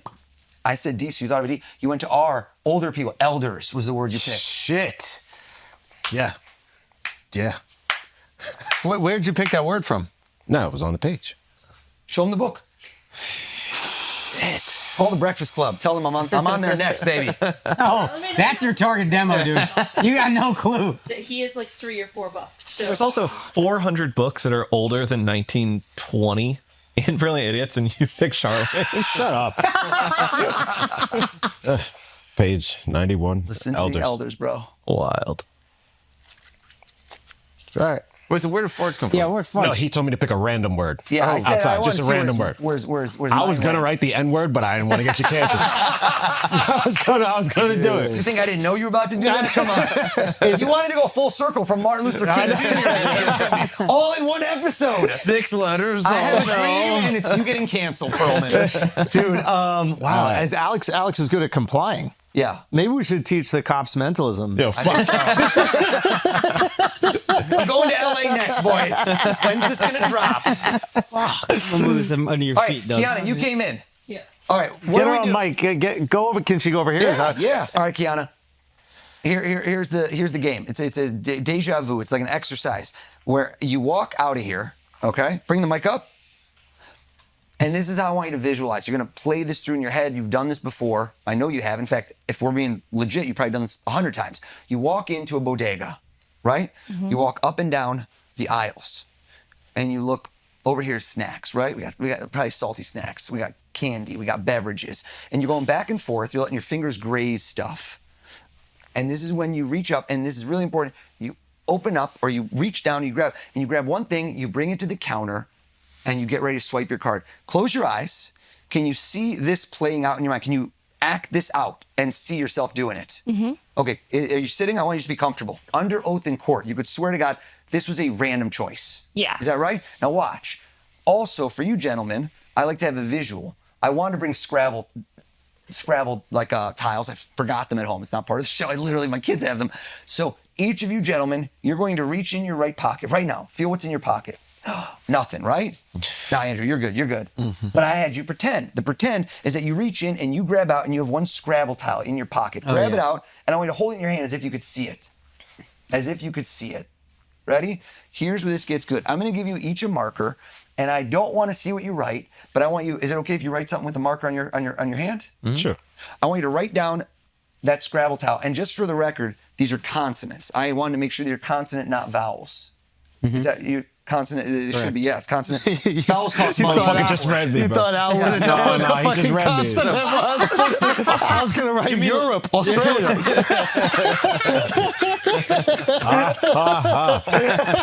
I'm not judging you based on you thinking of the word fart out of the whole English language. All right. I don't want to see it. Write down your letter in your hand and hold it close. Hold it close. Okay. Is this marker too thick for you? You like the thickness. You like the thickness. Hide it, so I can't see. And I can't see, or can You're I going to see? see at the end. You're going to make a so word. I'm not going to This is see. what I told you at the beginning. Remember, full circle. I said the best comedians can take a subject, infertility, and make it hilarious. Okay. That's a gift. Yeah, yeah. And I don't want to see it. Write yours in your left palm so I don't see it.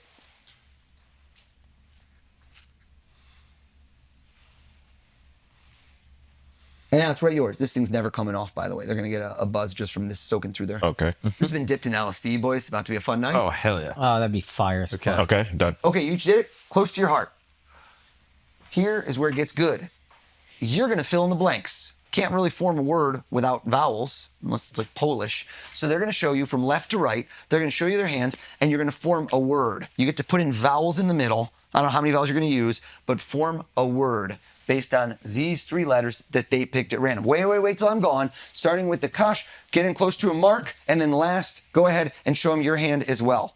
Show them your hand. You guys get it? From left to right, I want you to see the same way you would read from left to right. Look at those 3 letters. Okay. Did Yeah. you see Akash's?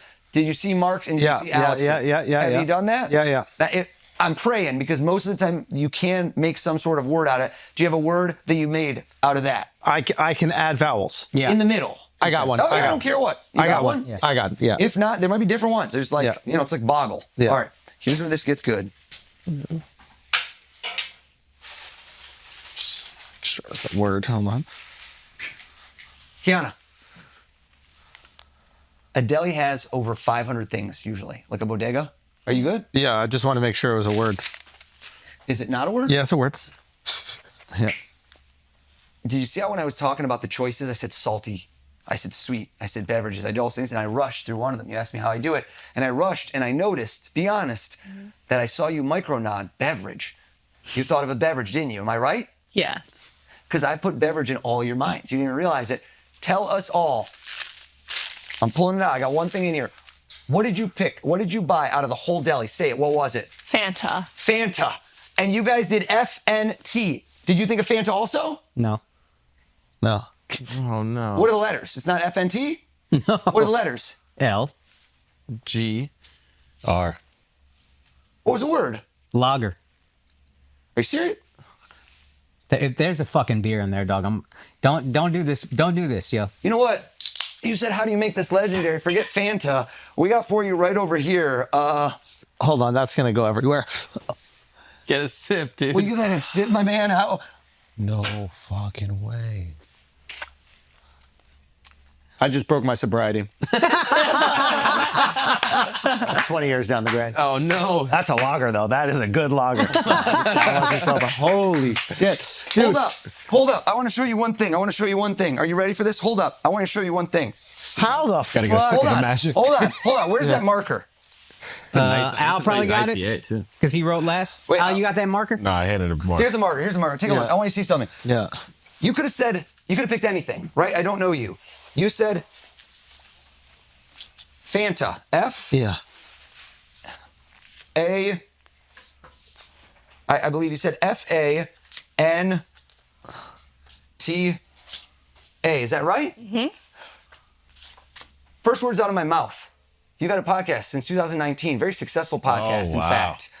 And you picked any three letters where the L, fuck G, out are of here, dude. conspicuously offensive. Get because the fuck everything out of we've here, ever dog. done has brought us to this moment. And FLGRANT,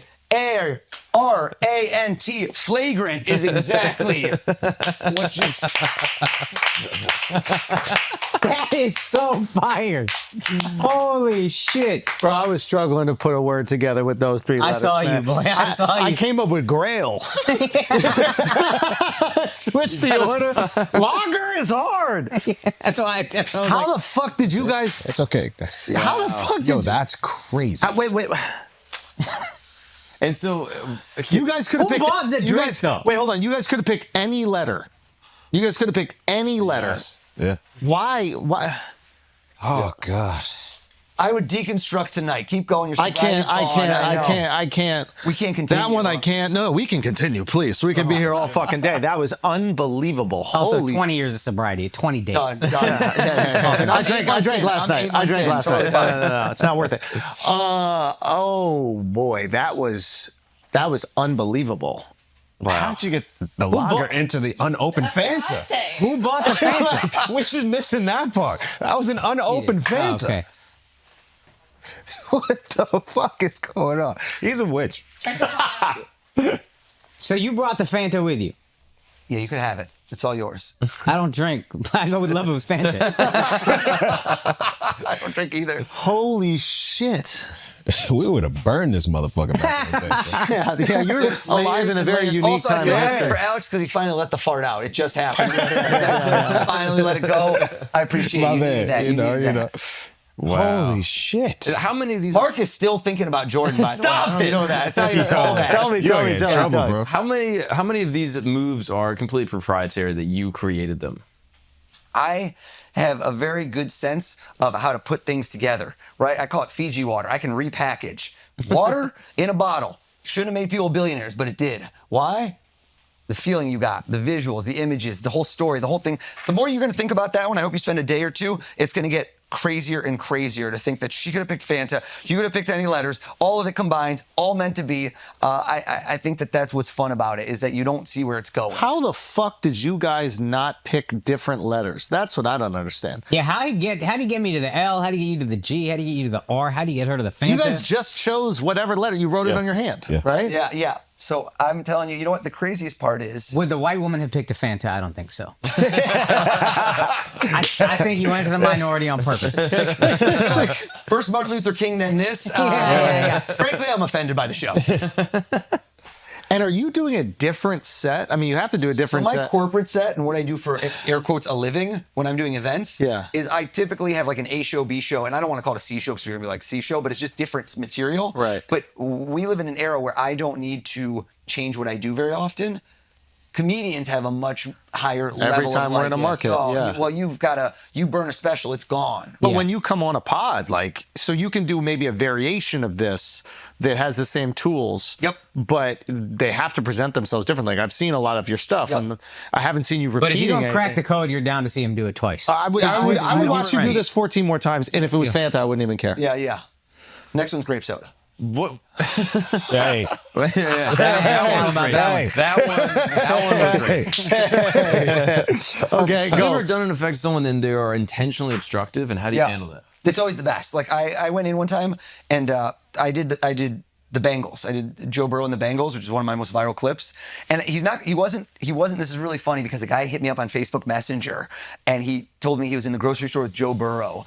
And he's like, I have to share this with you. I was with Joe. And he told me, Joe, we were talking about it. And he goes, oh, I saw this Mentalist. I'm a huge fan of his. Do you remember him? He goes, remember him? He goes, I spent 8 months trying to figure out how the hell he did that to me. And That's awesome. And I thought I knew how he did it.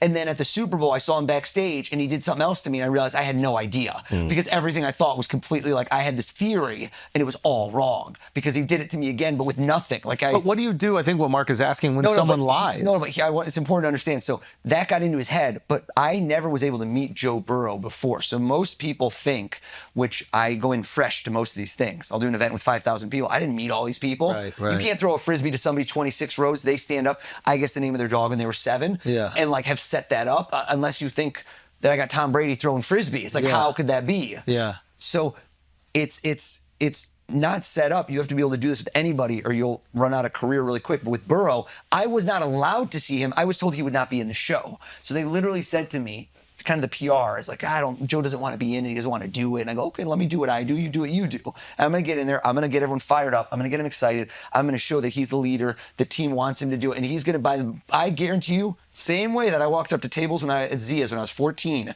and people want nothing to do with me 2 minutes later when I'm leaving are like, please stay. Yeah. Right? That's the best feeling in the world. You don't want me, now you don't want to let me go. Yeah. And so that's how you win over an audience, both in entertainment and anything you do in the attention economy. So I got him up, and that was something where I told, when I was on Joe Rogan, he's like, how long were you planning that? I go, 2 years, Joe. 2 years I was thinking how I was going to execute the ultimate football trick, which is quarterback, all my eligible receivers stand up, look at them, look at me, and I tell you who he's going to throw the ball to every time. I saw the Josh Allen. Yeah, the Josh Allen was crazy. Unbelievable. Thank you. Okay, so 2 years you're planning the execution of that trick. So that means right now you are planning a trick that might come to fruition 5 years from now. Yeah, if not 5 years is I don't have that kind of scale right now because I'm so busy. So again, it's knock on what's a good problem to have, but I just have so much coming up. But is there somebody that you're planning a trick for that you can let us know that has been in Mahomes. For how long have you been working on this one? I met him 2 years ago, and I've been pretty much planning it since, and I know what I'm going to do.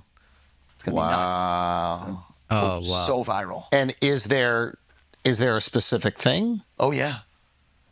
Okay.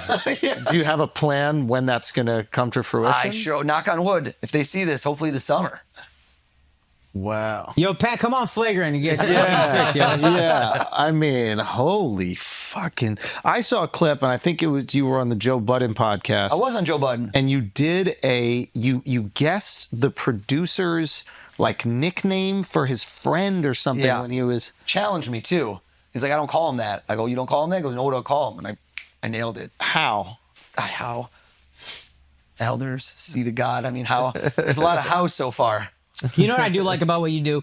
I think what magicians did when we were growing up and what the Mentalist, we had a Mentalist at a restaurant that we were all eating at, the three of us. Yeah. And we figured out his shit within like 3 minutes. But hopefully it was a lot of like 3 hours for me. They sell this illusion of magic. Oh, this is a mystical thing. We're all connected. Yeah. Whatever thing they use is like you don't do that, which I like. You You're break like, kayfabe. Yeah. They don't break the kayfabe. Like Yes, it's like wrestling is real. That's what they're doing with a lot of magicians, which is also cool because you want to submit yourself to this. But I think because you don't have the props, it almost makes it more impressive. Yeah. And it's less like I don't have to submit myself to this idea that magic exists. I just submit myself to the idea that there's someone who's really fucking good at reading people and situations and whatever, and that's an insanely unique, cool skill to have. Right. That's and all a I have to say. transferable skill. Yeah. So people always ask me, they're like, were you born this way? And I go, absolutely not. I've learned. I feel like I'm not showing you any love. I keep looking that way. No, Sorry, it's guys. cool. It's cool. Mark's scared of me still. Is there Even though something? he hurt my feelings, like I'm a Copperfield guy, not a mentalist guy. Cut me deep, Mark Gagnon. Wait. No, but I fully, again, not to hype the book, but like I figured out over years because I get asked the same question all the time, which is how do you do this? How can I learn this? And I go, you don't actually want to learn this. And be like, what do you mean? Yeah, I do. And I go, no, you don't. Because let's say I showed you how to, have someone pick a dollar bill and have it be the phone number of somebody I just thought and all this. Well, why would you do that? Well, I really wouldn't do that because I'm not an entertainer. I go, well, what do you do for a living? And I go, well, customer success manager at a startup. I go, great. What would you like to achieve in the next 2 years? I want to get a raise. I want to go do this. I'm going to show you how to do that. And I'm going to make your percent chances of doing that 50, 60, 70% higher. Because what is all about relationships, how to read people, how to utilize kind of knowledge for that. Like how do you walk in the room and take charge? The same thing I'm doing, if you could do it in your life, not performing, I assure you would see major results. Yeah, and then the scale of what you do monetarily is probably way higher because a sales company will be like, pay this guy whatever. No, you know what I mean? Well, how do you know when do you approach somebody to ask for a raise? That's such a simple question. But if you go to them on a Monday after they went on vacation, they're all timing is everything in life. Something I learned so early on. When do I hold on? You ask me, am I waiting? Yeah, I'll wait 2 years. I'll wait 4 years. But when I do that thing for Mahomes, it's going to be mega viral because it's all about picking your moment. And I think I learned that in the restaurants. I learned that in other parts of life. But that skill applies to everyone and everything. So the Joe Burrow thing, did you put it off? You got an opportunity before that and you said no? Or No, was it it wasn't just that that the situation. opportunity took 2 years? The opportunity took 2 years, and I also didn't burn it on someone else because I could have tried to. But Joe Burrow is notoriously media shy. Not knocking him, he's a shy guy. If you actually meet him, he's super nice. Very but likable thing, actually. Very likable, but he's just not I like some that. guys in front of the camera are boisterous. want the spotlight, He doesn't really give a lot off. So when you see him losing his mind, frazzled. He also signed a $275 million contract the day before that hit. So everyone in the comments, my best comment, the one that got run up with like 30,000 likes, was some guy goes, dude, he paid him off. And I go, I wish to God I had enough money to pay off Joe Burrow to do this after his $275 million contract. Mic drop. I was like, I wish. There's no paying him off. Does that frustrate you at all? No, Like, I love that. people trying to discredit? That's the number one thing you could say. For people to say this was staged. That's the biggest compliment. It's the biggest It is. compliment there is. Yeah. And it's also the funniest because I've had hundreds of TV appearances. Have I staged it with every single person? Did I find some way to get, a billionaire to do this and Andrew Schulz to do this and Joe Rogan to pretend he gave me his PIN code? Yeah. I use racism to guess things about audience members on stage There it is. sometimes, and they'll accuse me of it being staged, and I'm like, no, I'm just Akash is racist. going to start doing a beverage thing where he goes whiskey, Fanta. I can tell you right now who's picking what. Yeah. He just looked at me on kombucha. It was very offensive. I'm like, I live in Brooklyn, but I'm not Brooklyn, bro. Do you remember the first magic trick you ever learned? 100%. What was it? And can you do it? I don't do it anymore because it's a gimmick. Got it. So it's a trick deck, which I don't want to reveal, but there's when you're younger, you start learning with trick things. So they're, it's kind of like a quarter magic that kit. bends that looks like you get could bite like it. Yeah. things that you learn the trick because the thing is the trick. Yeah. Right? If I gave it to you, you could do the same trick. Yeah. Versus if I gave you 2 books, you could not do the same trick as the hope. You need to. I am the trick. Yeah. So I am the show. I could get dropped off with no luggage and do a show for 5,000 people by going to Staples for 10 minutes. That's where I want to be. Yeah. Like I don't want people to think that box. When I see Copperfield, love Copperfield, but I go, if I had that box, could I do that thing? That's the thought that goes in my head. I'm like you. I'm just like you. I want to figure out how the hell it works. Yeah. And that's how I became a mentalist. In recent times, has anyone ever figured out how you did the trick, like right after you did it? If you're on YouTube, it's just like the power of the internet. Somebody will dissect it, but it's amazing because 99% of them are wrong. And they're so entertaining to listen to. But then you always find that one hidden one that has no up likes. And I'm like, yep. That dude knows what's up. Everything right. Like, boom, boom, boom. Here's what you did. Here's what you did. You misdirected them here. This is when you did that. At 2:30, you said that one thing. He knew that. And then and I'm like, yo, this is, you know what you're talking about. Wow. So in YouTube, there's enough consolidation of people. But in a show on stage, it's impossible. Okay. Because there's not enough continuity of information. So what I mean by that is on stage, not everyone can look at the same thing at the same time over and over and over and over. Your memories are malleable. Right. So honestly, what I really do for a living is I create memories. And I don't mean that in a hoity-toity, like New Age way. Like literally, what I do is create memories. The way you remember this and the way you're going to tell it has been engineered. I've said certain things, I've done certain ways. There's ways that I'm getting you to retell this moment. And certain things get erased and certain things get highlighted. And there's a way you can do that. So you said sometimes you take a long time to develop the trick. Did you watch a lot of flagrant footage to get prepared for any of the tricks you did today? Yes. So you're doing your research. Have you ever mentioned Jordan before? Never. He never has. So look it up. Oh, okay. The internet will find that out. All right. Yeah. All right. How the fuck could you figure out Jordan?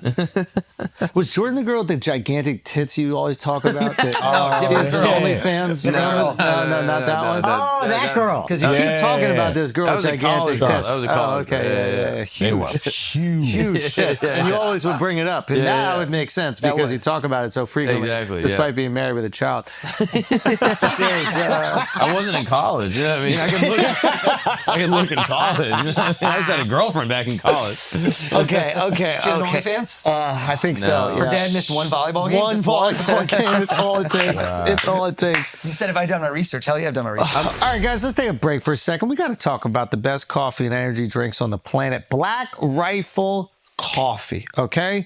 When there's a riot that breaks out in downtown Los Angeles, who do you think the Marines, the National Guards...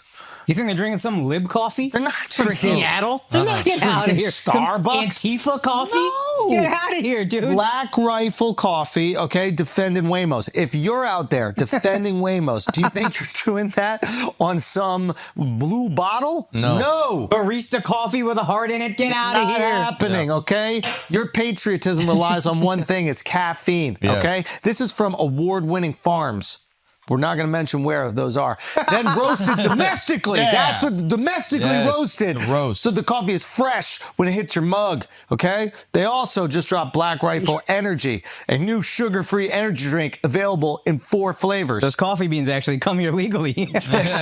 So they say. But if you don't have a visa, they say, where are your papers? You say, hey, I have a Black Rifle. And they go, oh, it's fine. You're an American. Thank you. Yeah. Thank you very much. So head over right now to blackriflecoffee.com/flagrant. Use the code flagrant for 30% off your purchase and your first order. That's blackriflecoffee.com/flagrant. Use the code flagrant. You can also find Black Rifle Coffee, energy drinks, and gear in a grocery store and convenience store near you. Now let's get back to the show. All right, guys, let's take a break for a second to talk about your mental health. Just like your physical body needs exercise, your mental health needs maintenance and attention. The better your mental health, the better your physical health, and vice versa. And Talkspace is the #1 rated online therapy, bringing your professional support from licensed therapists and psychiatrists that you can access anytime, anywhere. Life is all about how we are in relationships with one another, and communication is key. Talkspace can help you identify obstacles and create new meaningful connections. Talkspace makes getting the help you need easy, accessible, and affordable. Plus, most insured members have a $0 copay. Let me tell you more about why I love Talkspace. One, because they were the pioneers of this online therapy. Before that, you would go into some stupid office with fake art on the walls and sit there uncomfortably in the smell of your therapist. Now you no longer have to do that. Nobody thought it'd be possible that we'd be doing this on Zoom. This is the only way people go to therapy. I don't even think therapists have offices anymore. They use a part of their house. You could hear their dog barking. You could hear their wife crying. There are things that are happening in that house that we want to know about. They normalize you and your problems, okay? As a listener of this podcast, you're going to get $80 off your first month with Talkspace when you go to Talkspace.com/flagrant and enter the promo code SPACE80. That is SPACE80 to match with a licensed therapist today. Go to Talkspace.com/flagrant and enter the promo code SPACE80. Now let's get back to the show. I'm curious, do you find it unethical if a clairvoyant or a tarot card reader tries to speak with the dead using similar tactics and basically creating false memories for someone and selling them the experience of having some type of supernatural phenomenon? Unethical is tough because the person, it takes 2 to tango. So it's kind of like if that person's paying them and they want to believe in it, then I think there is a value proposition there where there's, what are you getting out of that? Like some people go to therapy for 10 years, don't get anything out of it. Was that therapist ripping them off? I wouldn't do it. Am I going to judge people that do that? No, but I'm also going to call BS when I see it. And so it's funny because on Rogan, he asked me about telepathy tapes. Yeah, and I've been getting some heat from people who are like, it's real, it's real, it's real. And you're like, I said there's very no clearly, fucking no, way. I said very clearly, I go, I can't speak to whether it's real or not. Yeah, sorry. Let me see who that is. Planted that. I knew it. I knew that would happen right then. I can't, I said specifically, I can't, it's like me saying if there's God. It's so ridiculous for me to tell you. I said, but what I see in videos, I can explain through things that I understand that have to do with the 5 senses. Do you understand? The same way that people will watch me, if you got a scientist in the room, I know how scientists think. I could fool a scientist so easy. Really? Scientists are actually easier to fool than dumb people in a lot of instances. Because they have a certain way that there's a regimented thought pattern, right? If you have an algorithm, and this is how it works, once you learn an algorithm, you can cheat the algorithm, right? Like I can tell you what certain videos. And their thinking is more predictable. Their thinking is so predictable. This is the first thing. Oh, well, not this, A to B, A to B. In fact, that's why I'm saying it not in a weird way. Certain people that are dumb or unpredictable are actually harder because, see what I did? You look there. Yeah. You all looked. He looked later. I know exactly what's. Do you understand how misdirection works? So no, but he's still focused. Why is that? Why he looked later? Why on how I meet elders. Because he lags by was half more a impressive second. than elders. You just said pick a random word and you guessed it. Yeah. But wait. So if you know how people think, the best poker players are unpredictable. They don't. They do crazy stuff at weird moments, and you can't pin them in. So where I was going with this is with the telepathy tapes is. I can't tell you if you're a parent and your child's doing this and you're like, that's an amazing feeling to have hope and joy. And I'm telling you right now, if it works for you, amazing. Where it crosses the line is when you start selling to the public and paying, and then you go into the public realm of, I'm not debunking, but let me watch it and let me see what I think based on what I see. Could I do that with my methods? And the answer is yes. I could have it seem like I'm not communicating and I could show. So again, is it real? Are there psychics that are real? I'm sure there might be, but I haven't witnessed anything in person yet. Sure. Not secondhand. People always tell you stories. It's different. Yeah. Because psychics are very good at engineering memories the way I am. Right. They erase the misses, they highlight the hits. Yeah. So you forget all the things that went wrong, right? Yeah. And there's like a recency bias, and there's things that there's just a lot of skills that are involved. The same way a callback hits, the same way comedians take the audience on a journey. Right. So I know what things will be remembered. I know what he's going to talk about. Like, I know what little things a lot of those are planted. It's very clever. Like the way you would do a magic trick and you would, like move a hand here and actually do something here. That's what it's all This is about. just being done verbally. Right. It's verbal misdirection. Yeah, it's really clever. Verbal misdirection, time misdirection, something called dual reality, where people experience things in a different way. What do you mean? That's what it is. It's multiple realities. Like I create different memories for each person because they see it in a different way. So Alex is experiencing a different thing than I'm experiencing at the He'll same remember time. things differently in certain ways, for sure.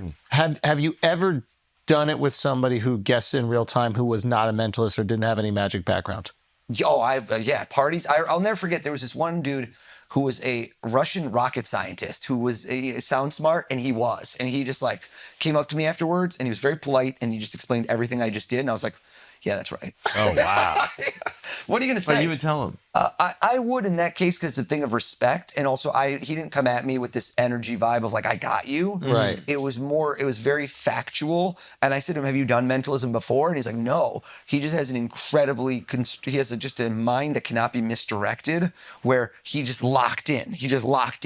And he just think of Occam's razor and what's the simplest solution. And if it wasn't the simplest solution, what is a simpler solution? He was really good at, I don't know how to describe it. Like I do math with my kid with fractions. You keep one in the lowest common denominator. If you're smart, you can keep whittling away until you find the only method. Yeah. So with me, I can find when I watch other people do this, I know how they're doing it. I know all the methods, and I keep like looking to see which one it is. And when they mix methods, that's where it gets hard.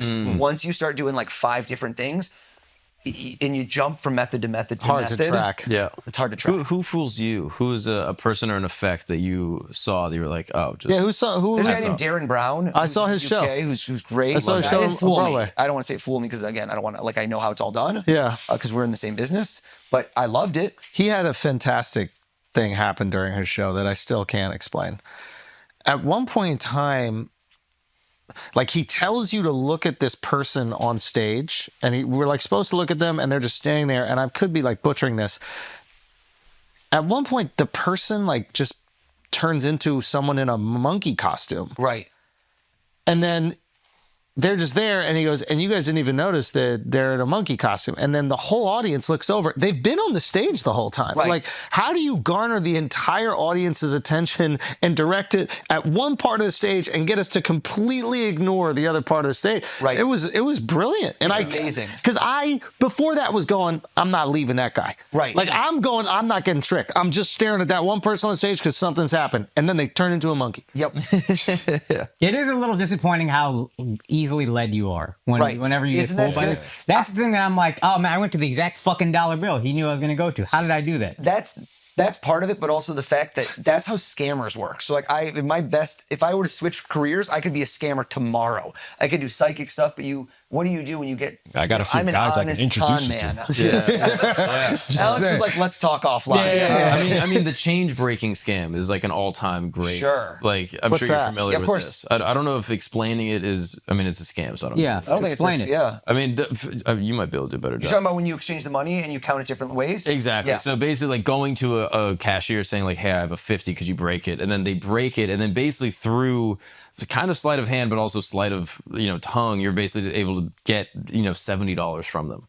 So you give them 50 and they give you 70 and multiple 20s. You take a 20, you say, hey, actually, could I get 10s instead? They take it back. And you keep on switching. You confuse them. Yeah. It's a method of confusion and they don't really know. And it's at that moment, again, we create memories right when they're supposed to do something. You shift their mind, and your mind can only focus on one thing in a certain way at the same time. And all this money is out, and they're not sure which is yours and which is theirs. Do you have a background in hypnosis at all, or do you just sort of understand? I don't do hypnosis in my show, but I've done hypnosis. Oh, really? Yeah. How hard was that to learn? Very easy. Really? What I used to do, I had this weird thing when in high school I did a project. Can you try it to it? Are any of us I'm not compliant enough to do it?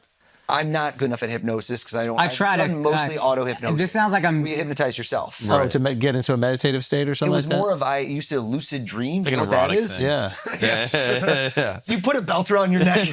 Nothing weird. Babe, I'm hypnotizing myself. Don't come in. No, I tried that. I think for sleep or something, for insomnia. Yeah. And it's not that I'm too smart or I'm just so in my head and like confused if I'm doing everything correctly that I couldn't even. It was called didn't even work. progressive muscle relaxation. So I did this in senior year. I did a project on lucid dreaming. Do you know what that is? Yeah, of course. And I learned how to lucid dream multiple times a night, and it was the coolest thing ever. And That's it's awesome. very interesting. There've been shows on it since, but it's like that movie Inception almost. Yeah. You know where you would spin the thing and see Yeah, it yeah. was spinning? Yeah. So what I learned to do is as you go to bed, you just literally squeeze every muscle for 10 seconds and then let go and keep relaxing your body. It wasn't that hard.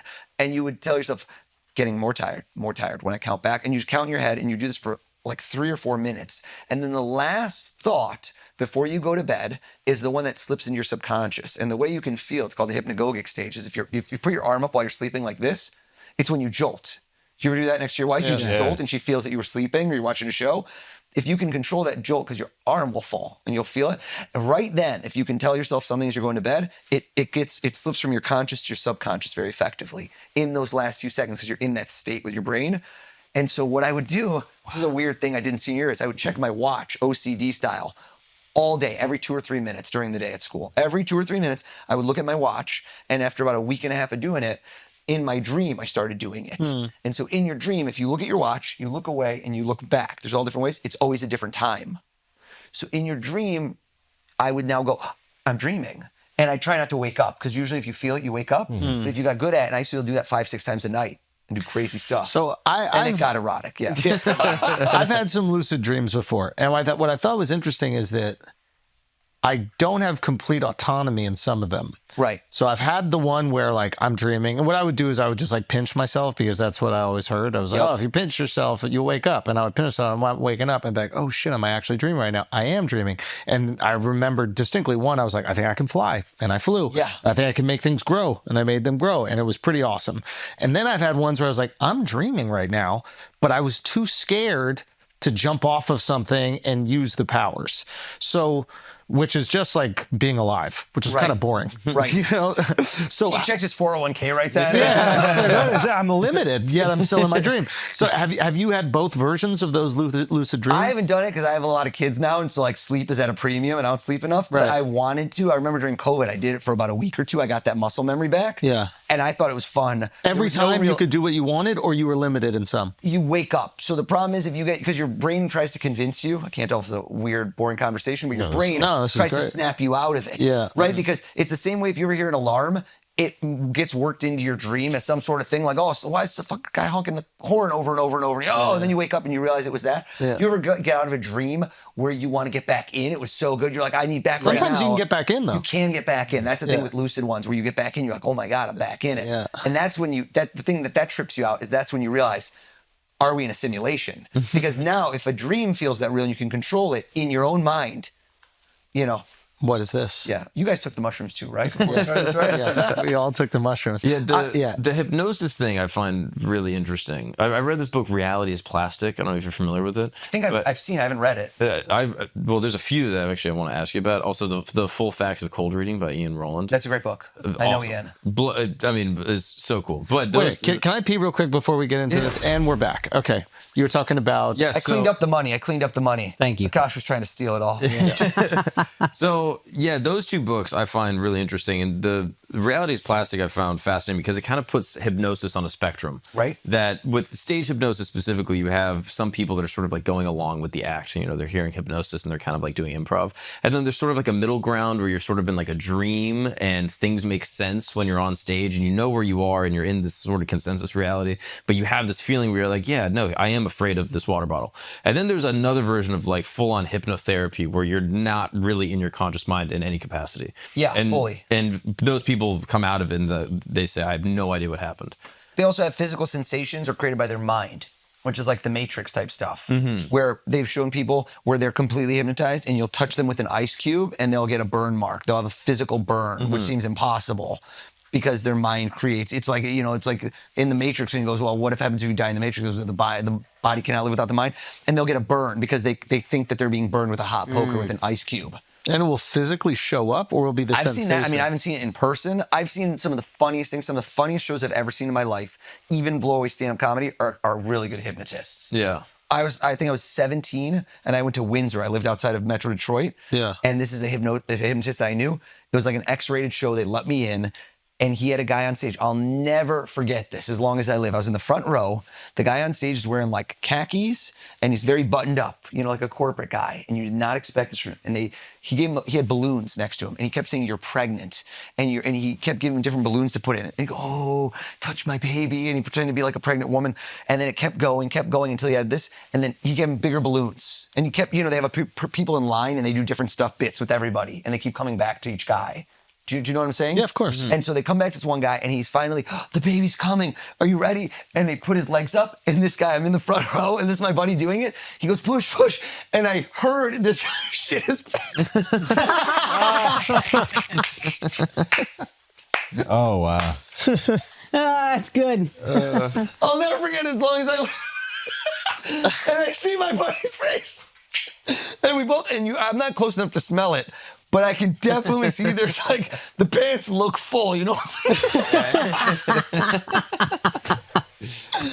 And this is pre-cell phone, man. I'm like 42. And so I didn't even have a cell phone then. I asked him after the show, like a day or two later, and he's like, "Yo, man, that guy stayed after." And he was really mad. And he goes, "Why?" He didn't remember anything. He goes, "Why did I shit my pants?" One of the single, top 5 funniest things I've ever seen in person in my entire life. I'll just never. Yeah, the hypnotism shows are incredible. And there's just the noise, like a Rogan pushing on stage. Why do you think that's not a bigger art form? I don't know why. Because the people that do it really, really well kill it. I have a buddy, Chris Jones. Shout out to my buddy in Chicago, who's incredible, fellow runner. We were on America's Got Talent together. He did a thing where he shook Howie Mandel's hand. Do you ever see that? And Howie Mandel's a notorious germaphobe. Yeah. And he hypnotized him thinking he had gloves on. So he started shaking everybody's hands. Never done it before. He kind of looks like Drake. He's gonna love this plug, but he's awesome. there's so many hypnotists I've seen. Oh, he hypnotized Howie so he could shake his hand. That was his claim to fame. Like he blew up. It went so viral. How crazy 10 years ago. Because Howie won't shake anyone's hand. He'll fist bump. Yeah. And it's like ingrained. I mean, it's a phobia. Yeah. This is it. It's like why does he think that the germs can't get on the outside? I don't have an answer to that question. That's like, I'll never forget when during COVID we had to stand 6 feet apart, but at the bank line we'd be 2 feet apart, and I'm like, thank God the disease can't. Thank God it can't go horizontal. I don't know the logic. I guess because you don't touch stuff with the back of your hand. Do you know the function of the disruption of a pattern? So like with a lot of hypnotism, it'll be like a handshake, and then a snap, and now you're asleep. Yeah. And what is that? And if you just put him asleep right now, that would be incredible. I know. Oh my God. Tell us all the tricks. Open my eyes. I'm like, wait, you're saying go. But do you know what is happening there on a I wish I'm not nearly attuned enough to hypnosis. Not like my field of specialty. He's just so excited to have. I have friends that know this that could like go into major depth on this subject because they know what it does and what it does. Some of it actually affects your brain. There's actually a jarring level of you move and that there's a force to it. The quick induction techniques like that. Mm-hmm. But I think some of it's fake. Mm-hmm. Really? Some of the videos on the gram, yes. Really? Yeah. Who does it? You have an incentive structure that's aligned where let's go viral together. Some of it's real, but I've seen some where you almost want them to open their eye and go like give a little wink, you know? Right. But most of it's real. When the incentive structure is not aligned, right? When somebody's on stage and they desperately shitting their pants, yeah, exactly. Typically not. Yeah. Have you ever gotten a negative reaction specifically on a cultural level? I've had things go wrong on cultural levels. I've had things where why you guys all look that Brandon for? Have you ever done a trick for like a Caribbean person, like a West African person that has voodoo in the culture, and I've not done that, but angry? I used to do a lot of stuff for the mafia. So I did a lot of mafia-owned restaurants when I moved to New York City. When I moved to New York City, I still worked at restaurants. I worked on Wall Street for about 2.5 years, and then I was doing this as a side hustle. Yeah. And so I worked restaurants to give out business cards and to get parties, but to meet. And a lot of the top Italian joints they were mafia-owned, they were mafia-run. So I would do parties when the guys would get out. It was straight Sopranos, like straight up, like guys get out and they have a party there. They believe all this shit, though, dude. Some of them do, but some of them don't like the challenge. So right there's dick measuring competition Right. where you know something I don't know right now. Yeah. And he goes, And show you me how made me you look did that. stupid. Exactly. There's as if Yeah, I'm that's- challenging. that's what I It's would exactly that. As if I just made you look stupid, Yeah. and I need to show my authority over you. And did you have? I've never had altercations. I had a buddy who actually had a switchblade pulled out, and he has a ponytail, and it was brought back, and they said, if you don't tell me how you did that, I'm gonna cut off your ponytail. Which is a crazy story. Mine, I'm always able to get out of it because of humor. Like I can rib, I can roast, I can self-deprecate, and find a way out of it and misdirect. It's if you try to take it head on, you're going to lose that battle. Yeah. If you can make people move in a pattern and see what is at the core that they want to not be made to look bad. They want to feel like they're part of it. And I go, you know what? You know how to do this stuff. Let me show you something right now. And I go, oh, you can diffuse it by saying, I know that you get it. You totally know how this is done. Let me show you how a different one's done. Come here, let me show you. Yeah. So you like take them out, but you don't Bring show them on that the one. inside. You show them something stupid, and then they feel like they're good. And they're like, that was amazing, right? You didn't kill me. I'm very happy. How did you meet your wife? JDate. Get out of here. JDate.com, old school. How do you break to her? Yeah. How do you tell You said her? old school. Oh, I had That's a the website. best profile ever. No, I mean old school. Like now, like if it's not Tinder, like we didn't even. There were no swiping back then. Yeah. I had the best profile ever because I had quit my job and I was working, but I wasn't really successful yet. You know, this wasn't like I've been on TV yet. Yeah. So I go, I workshop this. I was like, quit my job quit my job in finance to pursue my dream and open my own business in the entertainment industry, which sounded either like you're a porn star or I don't know what. And it was really flowery and sounded great. And then when she met me, she's like, so what do you do? I'm like, I'm a magician. She's like, no, but seriously, what do you do? I'm like, no, for real, I'm a magician. And then how did she grapple I'm with starting that? from like -20. Yeah. That's the thing. Like, how does a girl grapple with that? Like, did you have to convince her that this was going to work out? Were you successful at that time? Like, what? I wasn't not successful, but I was not.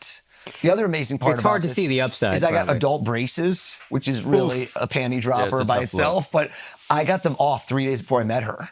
Oh, I've literally looked at my children, and you remember like in Back to the Future where you see the photo disappear, like the photo, I'm like, all of you, if I had just had them on for 5 more days, none of you would have seen this. She's told me straight up, if you had braces on our first date, ixnay. Was there ever a part where she was like, I'm not going to date a struggling magician and start a family with that? She's like a venture capital firm. She somehow saw this. I put this in the book. Like I tried to dump her, which was the stupidest mistake I ever made in my life. Wait, why? I'm just immature. I wasn't like, I'd been in a relationship for college sweetheart, and then I'm going to another relationship, and I'm like, I'm in my 20s. I can't get locked down like this. Meanwhile, I had a winning lottery ticket. I just didn't know it. And she pretty much, she's smart. She's way smarter than me, mature. She's like, no. And she deconstructed like a mentalist why I was breaking up with her. I'm like, that's not right. You know, like. Because you just wanted to get some pussy, not the fifth. But no, you got some success. You want to wear the cape, man. Superman got to fly. Yeah, cop a chase field. the gazelle. I don't like the, so I was being stupid, and then it flipped. The whole dynamic flipped. Where when I was like, when we didn't break up, and I was like, can you do that? Can you say no to a breakup? And then I wanted her more, and I'm like, can you move in with me? She's like, yeah, let's slow it down. I'm like, whoa, she's about to dump me. Yeah. She just outplayed me. I only have 2 minutes. Yeah. I had 2 minutes. It's your own game. Yeah, no tipping. The owner brought me in. That's smart. She probably realized that you need the chase. She did. It was very good. She's the brains of the operation. I did a trick. I always had I had my tricks. So I have certain tricks that I did when I was like a teenager that were designed for certain situations. Like I had the stoner trick. I had certain tricks I did when people were stoned or high. Like what? What do you mean? Visuals. They're like things that mess you up visually. Okay. I was in, this is a great story. So before weed was legal, in Amsterdam, are you anybody from that era where you'd have to go to Amsterdam to smoke weed? If you wanted to legally. It was like a fun thing that you could actually smoke in a cafe. And it was like a thing. Yeah. This is 20 years ago. So I stopped there on the way to a flight, and I go into Bulldog Cafe. I'll never forget this place. And we have been. Yeah, you know that place. And you can do mushrooms there. And so there's a table with all Americans, I find them, and one dude's on mushrooms who you can tell. Like you could tell. And then everyone else Americans, and we smoked weed. I'm not a big weed guy. Like I don't really like it anymore, but at the time, big pothead. And so that's a different level of high. He's fully tripping balls. And I do card tricks for them, but I bring out like the one that I'm going to do for this guy. And this is a very specific trick. I can't do it for you now. I apologize. Where I say to somebody, take any card out of a deck of cards, and he takes it. I would have been prepared. I could have done this for you. I just don't do it anymore. I don't do as much like sleight of hand. He holds it here. And let's say it's the 4 of hearts. I take the rest of the cards, and the only way I can describe this, because again, I don't mean to tease you, is he's holding it tight with 2 hands. I go, whatever you do, don't blink and don't let me touch it. And I move the cards around, and I go, don't blink. And I go like this, and I go back, and the card is now 1/8 the size. It is shrunken. It is shrunken. Yo, that would fuck him up. And so I'll never forget this guy's That's face. great. It's like it's so imprinted on my memory. He looked at the card and he kept blinking, right? Because you understand. And then he looked around at us. Then he looked at the card. Then he put it down, and then he left. And I had to go because I was on a layover. So I only hung out with these people for like 2 hours, but he still wasn't back. And I felt really bad. But I also was like, that was pretty much the most epic reaction of all time. Yeah. So I'm like, I don't think he's dead. I like to assume I don't know what he did, but Do you remember what you said to that group of strangers to get them to allow you to do magic for them? Oh, dude, we're just Americans. Like in that situation, you're just like, Yeah, you're high in Amsterdam. Yeah. It's like, yo, you have tricks? Yeah. They probably asked Would you. you say, hey, do you guys want to see a trick? Or I just was like, you guys are American? Like I heard them talking. Yeah. And I'm like, can I hang with you guys? And they're like, you don't want to smoke by yourself. It was awkward. So That's a yes or no question. Yeah. Which one? Can I hang with you guys? I was in. Yeah, he was feeling it. Tell me your dream as a 7-year-old. No, that would have been psycho and creepy. No, it was just a vibe. It was very fun day, and I'll never forget that. Is there any just card trick that you could do? I know you've done the big ending, but is there any card trick? I love card tricks. From this, I'll do a card trick offline, but I can't. The card trick's not going to compare to Fanta, LGR, and flagrant. Yeah, that's great. I can't go from the closer to just lackluster. Oh, but do it's something different. crazy. What's up? So you said you did some prep. Can you tell us things about us that help you perform tricks on us? Like maybe something you notice he does, something you notice I do. Can you divulge that, or you like to keep those in the tuck? It's not. It's. I can't quantify it out loud. Right. A lot of it's on a feel basis. A lot of it is if I can get to a place early and meet people and see what I'm gonna do, but I could come in here and do this podcast fresh. We could have walked in the door and I literally come from being outside, pouring rain, even though I had to dry off when I got here. We were both soaked. And so having 10 minutes to decompress, say hello, shake hands, kind of feel people out is helpful. But when I go on stage for hundreds and thousands of people, I can't meet anybody. It's not possible. Mm-hmm. So at that point, you're doing a lot of the cold reading in the moment. Got it. And so a lot of the secret sauce when I walk out in the crowd is it's kind of like crowd work. Crowd work is you see someone, you're going to see what's funny about them and then see what you can get from them. Mine is a version of crowd work, but my crowd work is going to be like, it's a puzzle. It's a puzzle. How do I turn it this way, this way, this way, and then unlock what they're going to think? And I like going to the person who's going to sometimes give me the over-the-top crazy reaction. Mm-hmm. I sometimes like the quiet, oh my God, slowly, and then explode and freak out. Like there's going to be all different kinds of laughs, all different kinds of amazement, and I can calibrate pretty well. What kills me is when I get something wrong in a show and I don't know why I got it wrong. So you said get it wrong. Sometimes I get something wrong, but I figured out what happened so I can kind of get out of it. But I've gotten stuff wrong where I don't know what happened. Give me an example. I did a show for, I'm not going to say the client because they're probably going to hire me again, but a very large payroll provider, the biggest one. I opened for Alicia Keys. Oh, and wow. it was awesome. Great show. She does a great show in like Hollywood. I think it was the Hollywood Bowl or somewhere. I don't know, several thousand people.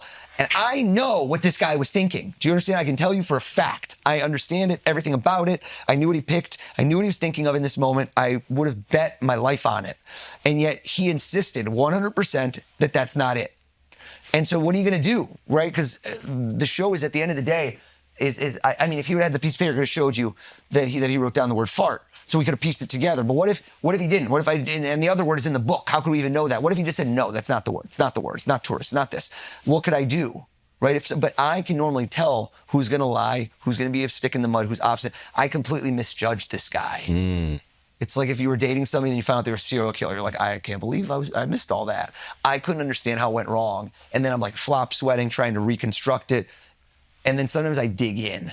That's the worst. If you dig in, it's like crowd work to somebody who's not responding and keep trying to get it. And then you should just let go. Yeah. At that No, point, but sometimes fuck them. oh, Sometimes fuck But them. then it's fuck you though, because now you're digging and the audience just goes, if the audience we all turns going down. against you. Yeah, I can't like light the ship on fire. This isn't like a Mark Maron, like I'm just gonna F, I've seen him go in the audience and just like let it go. I love that. There's some element of that you enjoy. But for me, I have to be kind of likable. Or it makes it so that I can't do the rest of the stuff. So did you figure out where you messed up with him? Never figured it out. To this day, are you kind of Never. confused about it? Confused. You think he just lied? I don't know if he had a psychotic break. I don't know. I can't I explain mean, it it. must make you hand shy going into the effect another So time. that's what's nerve wracking because if you go on TV, I did one before the Super Bowl one time, and like before the Super Bowl, I had Coach Rex Ryan use a stopwatch, how do you tell the coach, like, can you practice? Do you know how to use a stopwatch? He goes, yeah, of course I know how to. I'm like, just make sure you know how. And he was supposed to time something. We did. And it was a big part of it was to time it. And he fat fingered it. So like when he hit it twice. So we did all this stuff. I'm like, how much time was he? Go, oh, it's at 1 second. I think I hit it twice. I'm like, what the fuck? So what do you do? So you have to think really quick on your feet with tens of millions of people watching. And I pulled it out, but I didn't think it was great. It was suboptimal. It was like a plan B. But I always plan for everything that can go wrong. And I never thought that an NFL coach would not use the timer correctly. So well, like former NFL coach. That's true. Fair. That's true. I don't blame Fired him. twice. I don't blame him. It's not his fault. But man, oh man, did it throw me under the bus. Did it ruin the trick? No, it just ruined the phase. Got it. So again, I tried to sweep that under the rug real quick, focus on the other stuff. But people are like, some people are like, well, what happened to the timer? It's like, okay, for that final reveal right there, what if they all chose, what if he chose L, he chose L, and he chose G? that could have very real happened. I didn't What know would you have done? Wouldn't have worked. That's the whole beauty of it. You never know. He what could go primes me to pick backwards. an L. He knows I'm here. He primes him to pick a G. He primes him. How? I don't know. That's Has the anything crazy ever thing. gone wrong in a public setting and one of your mentalist friends hits you on the side and goes, yo, I saw, like, good save. And no one else picked it up, but they did. That's super. Well, I have some people like that work on shows that are like an assistant that's not really doing anything, but that's watching, like a video person who, if I had like a residency for 2 years, who's seen the show 100 times. Like my wife back in the day would see the show. And so once she's seen the show enough, she can tell the rhythms and she can see when something goes wrong. She doesn't watch my show anymore ever, but she used to. And so Isn't it funny how tired of it they get? oh my God. Especially when you pretend like something just happened off the cuff and you're like, oh, and you're like, oh no, I know that's a bit you do every time. I asked my wife recently to come, if you want to come to the show. She goes, literally, I would rather do anything else in the world. Yeah. Jesus Christ. Also, she knows She's you. seen it 1,000 times. You know what I mean? I spoke to a magician friend and I asked if he knew another person that was a little bit farther along in their career. And he goes, oh, I actually helped with his show. Oh, yeah. And I was like, what does that mean? He's like, I just help out. Are you able to inform me a little more? What does that mean when a younger magician helps out with a bigger magician's show? Because he wants to do that. Is this a interview right now that we're having for a job? More like the internal dynamics of comedians is very obvious to me because I've been in the game so long. You But can for punch it magicians, up. how does it work? Like you would see someone's effect and say, oh, you should actually add this to tighten it. For sure, just like that. Like I you would can look punch at the up an structure, effect. punch up the effect, structure it differently, kind of all the things surrounding it. So I'm a big presentation-based guy. So when I go on, like I was on ESPN this morning, and I go on, and the whole thing was themed around the fact that it's the NBA playoffs, it's the finals. I'm not going to go on ESPN and do, no offense, like a trick about Fanta and Scrabble tiles. It doesn't make sense. This came together for you. It was a custom designed piece. It makes it interesting, right? And stuff that's a little more risque in this room versus if I go for a corporate. So I would watch and see what's the story you're telling. Because most people that do what I do, and the reason that they can't really get to a certain point is because their end of their show is always look at me and what I can do. Yeah, it's not about the audience. Cool. It's not about the audience. So when you make it about the audience, you can expand your reach. That's why, like, I've been on CNBC several dozen times. Nobody ever, no other magician or mentalist ever has been on that network. How can that be? It's like one of those crazy things that doesn't make sense. You'd always think there'd be outliers. It's not just because I worked on Wall Street. There's other mentalists who've worked on Wall Street. How long did you prepare your Joe Rogan trick with the envelope? And then how long do you prepare this flagrant thing? Is this like to decide which No, podcast? I'm just curious. No, we know the answer to that. Yeah. Love you, Schulz. The Rogan has been in the back of my head for several years because I have been assessing Joe, and I also listened to that podcast for a really long time. Big into the alien stuff. I've listened to you guys for a while too, for the record. But it was more of a, what would I do with Joe if I got in that room? Also, this is so much easier because there's 4 of you. Yeah. One-on-one is brutal. Yeah. It's brutal. Nothing to play off of. There's no, Can't there's decentralize the nothing to play information. off of. There's no, it's a stone wall. You can't distract You us. can't, there's no setup. There's no, like, I got there and there was 0. You can't do anything. It's like, we got in there, get in the studio. Like, you know, so. Oh, wow, okay. So, I mean, not in a bad way. I'm not saying it was mean. It was just, there's no foreplay. Yes. So you can't really learn a lot beforehand. very little. Right. My interaction with Joe was minuscule before we were on air. But the idea about the ATM PIN code happened potentially years ago. Yeah, I mean, I do that a lot though. The ATM pin Oh, code. okay. But I It's showed him, I you haven't explained to seen him how to the end of that, maybe. He got gives him an angry envelope at the because- beginning No, of the I saw the clip. Yeah. The 14 is crazy. He doesn't believe that he gave anything away by what he said. And it didn't want to be confrontational. I'm like, that's what I do. I reverse engineer. So in a lot of instances, you're like, you couldn't reverse engineer. I'm like, yeah, you could though. Because if I suddenly told you how many 6-letter names are there, that could be for a female, but that could also be for a boy, because he was confused when I said, look up how popular this name is. And he goes, well, it could go either way. Now there's a much limited set of names that could be, is it Pat? Is it Patty? Is it like, there's all different ways. And now once I knew R and D, which he doesn't believe, but I knew the D, I figured out the R 6 letters. If you literally put it in a computer, there's 6 names at that point. And now you could stack which ones are the most popular. How do I do it? People don't believe it, but I figure things out. It's not a psychic power. Can you turn this off? I usually don't have it on. It takes... Okay, let's say hypothetically you have 5 kids. You ask your oldest, like, oh, did you brush your teeth? Yeah. And they lie. Oh, I know if they're lying, easy. And then do you point it out? Yeah. Oh, yeah. Oh, okay. Yeah. So it's always on. I think most parents know that. Yeah. Can't you tell?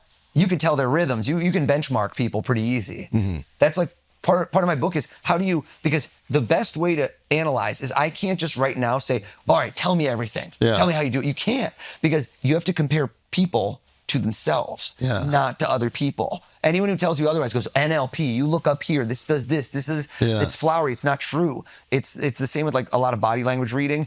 Yes, there's patterns, but once you know how it works, you need to compare people to themselves. Right. Do you understand? It's the same way that blood doping. That's your baseline. You have a baseline. You have to have a baseline. And the more time you're around people, that's why I told you the Rogan was hard. I wasn't around him that much. And I needed to hook people in, because that's a long podcast where I felt like if I don't do something cool at the beginning, people go, I don't know who this guy is, boom. Next. So I need to hook you in instantly and have you stay around till the end. Your new book, Read Your Mind, comes out October 28th. Damn, are you reading my mind? Yes. Can you pre-order it now? Is that available for pre-order? And then is it your website? What is the best price? Okay. Everywhere. It's Oz. Mine looks like Oz. It should be Oz. It's Oz. OzPearlman.com. Got it. So it's OzPearlman.com, but everything go on social. It's at OZ the Mentalist. That's where all my stuff is. The book itself, is it... Obviously, you're not divulging this information. Are you showcasing how it can be helpful for you in your life? I call it Proven Habits for Success. So it's more self-help, if you will. If you were to take that book, How to Win Friends and Influence People, which is honestly one of the best books I've ever read in my life. And I'm not saying that book is dated. It's terrific. Everything it does still stands to this day. But if you put that through the lens of somebody whose entire job is to read people for a living and see what tactical advantages I can give you on how to supercharge your memory. Memory is one of those things where you don't realize how much of what I'm doing right now relies on memory and awareness of things and remembering them. And honestly, in my life, people give me credit for reading their minds, and half the time it's purely memory. I just know a lot of stuff. What is that thing called? It's like a memory palace or something like that. What is that term? You're saying where you build stories? I don't know if that's what it is. Memory palace, like moving through a physical space and then ascribing different ideas to rooms in order to memorize. So you can do that. That's is that what you're doing, or no? My stuff that's so much more complex. I like to dumb it down.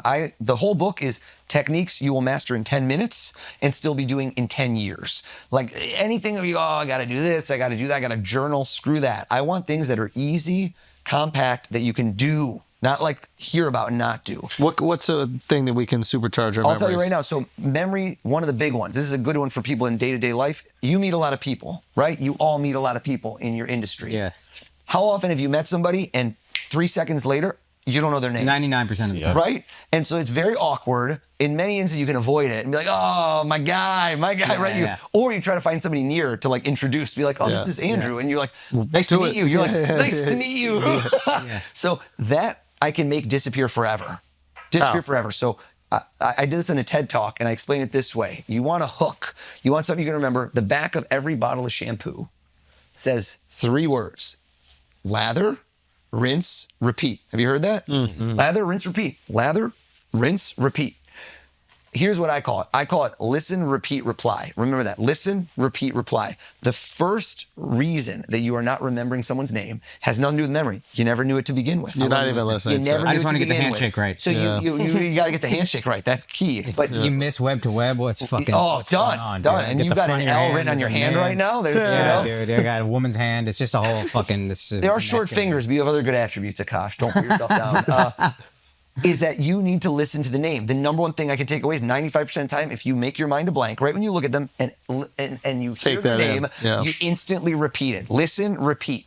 So I go, Alex? Is that Alex? It's so funny. So right away, I say the name twice more. And if you can, at that point, Alex, great to meet you, Alex. You say it twice, your chances right away of forgetting it have already gone down by about 90%. Wow. So right away. And if you can, listen, make your mind a blank. Do not think about what you're going to say next. That's what everybody does. You turn, you're jarred.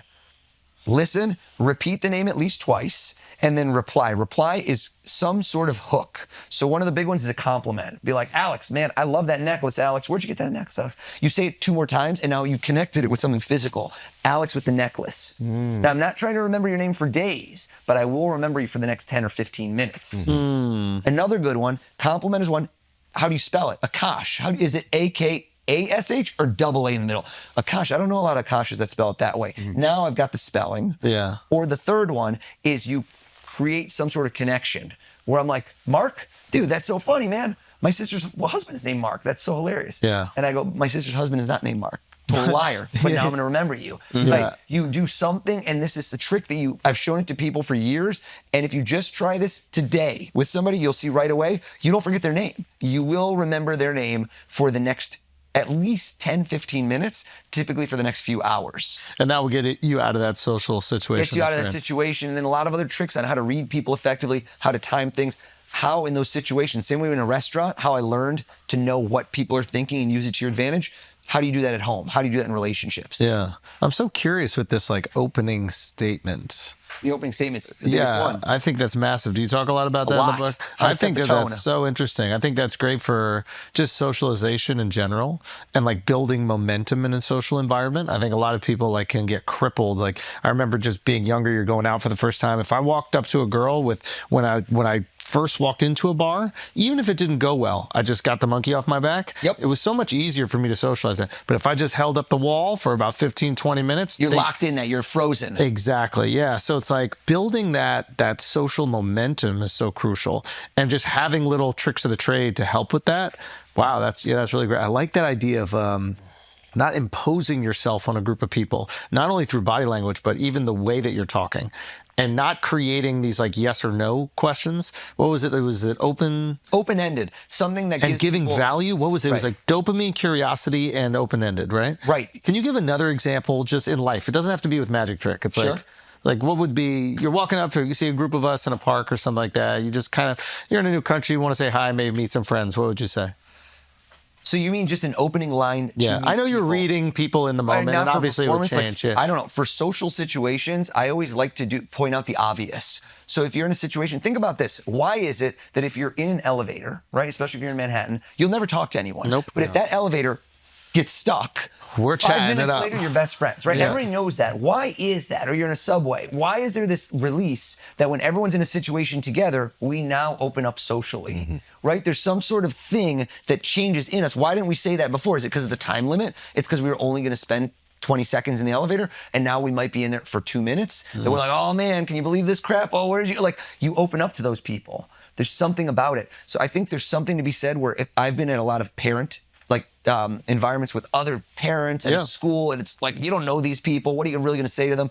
And I think you just go in there, and rather than do the regular small talk, oh, what's your kid? What's your this? What, like, if you can say something that nobody's really thought of about the school and be like, I absolutely love this about the school. How do you feel about that? And it gives you something to run with, and it's positive. I try to go with positive energy rather than negative energy, because that's typically what I do. I try to point out positive things and give open-ended to see if they agree. And if they don't, well, we have some fun riffing there too. Right. But that's what I've done rather than just, hey, what's your name? Where do you work? What do you do? Like, because I don't want to ask. Then they ask me what I do, and I don't want to go down that path. Yeah. I try to avoid as much as possible. I can see that. Yeah, I've heard that asking really finite questions is challenging for people, and that asking open-ended or time-based questions is actually more helpful. So instead of asking you, what's your favorite movie? Right. Saying, what are some movies you like? Or what is the most recent movie you've seen? Yep. Is typically easier for someone to answer and like creates more lubrication socially. That's a time-based question. Like, what is the most recent movie what's the you've seen? first movie that made a big impression on you? That's a good one. And so it can create like a little bit like less apprehension where it's like your favorite movie. You're just sitting there like, man, I don't know. And then it just creates like a kind of like a The stallman. barrier a little bit. What if you're starting a show? What would your opening line be when you start a show? Well, my opening line is pretty much is acknowledging the fact, the obvious statement between me and the audience, which they'll see my sizzle reel, my hype reel. Yeah. And I go, I see it. And you know what? I'm calling BS. Like, I just want to, everyone in the audience sees this. And what do you think? There's no way this is right? I can't read minds. And that's why I say I can't read minds. I read people. That's what you said. Like, if you're going to have all this flowery language, you're not going to break the fourth wall. I'm going to break the fourth wall and say to you, I learned how to do this. I've trained myself for years. This is a skill, not some sort of ethereal gift. Light didn't shine upon me. I've taken a set of skills and I've developed them, and a lot of them are transferable to other people. And it's kind of like music. Some people are incredible at playing the guitar or the piano. They have an innate gift, but it's not supernatural. Jimi Hendrix could do that. So the same thing applies, where people could do what I'm doing, but most of them won't put in the time, get through the hard bumps, because I wasn't as good years ago. I can assure you, if you would have seen it, things would have gone wrong. And like, it's really tough to get over when you screw up a lot. That's why there's less mentalists. There's more magicians. Because of exactly that reason. He can tell you, magic tricks, if you practice them endlessly, they typically work. You can perfect them on your own. Mentalism, what I just did for you, like the thing with the flagrant, I've never done before. I've never, ever done that before, and I will never do it again. So all of it was thought out in advance, and it wasn't really practiced on anybody. I just practiced it in my mind over and over and over. Thank you so much, brother. That was amazing. Go check out his new book. Thank you so much. Coming out. Go or pre-order right now. Read Your Mind comes out October 28th. Thank you so much, brother. Thanks for having me. Thanks for having me. Flagrant. That was great, dude. Thank you so much. Bro. A blast. This was awesome.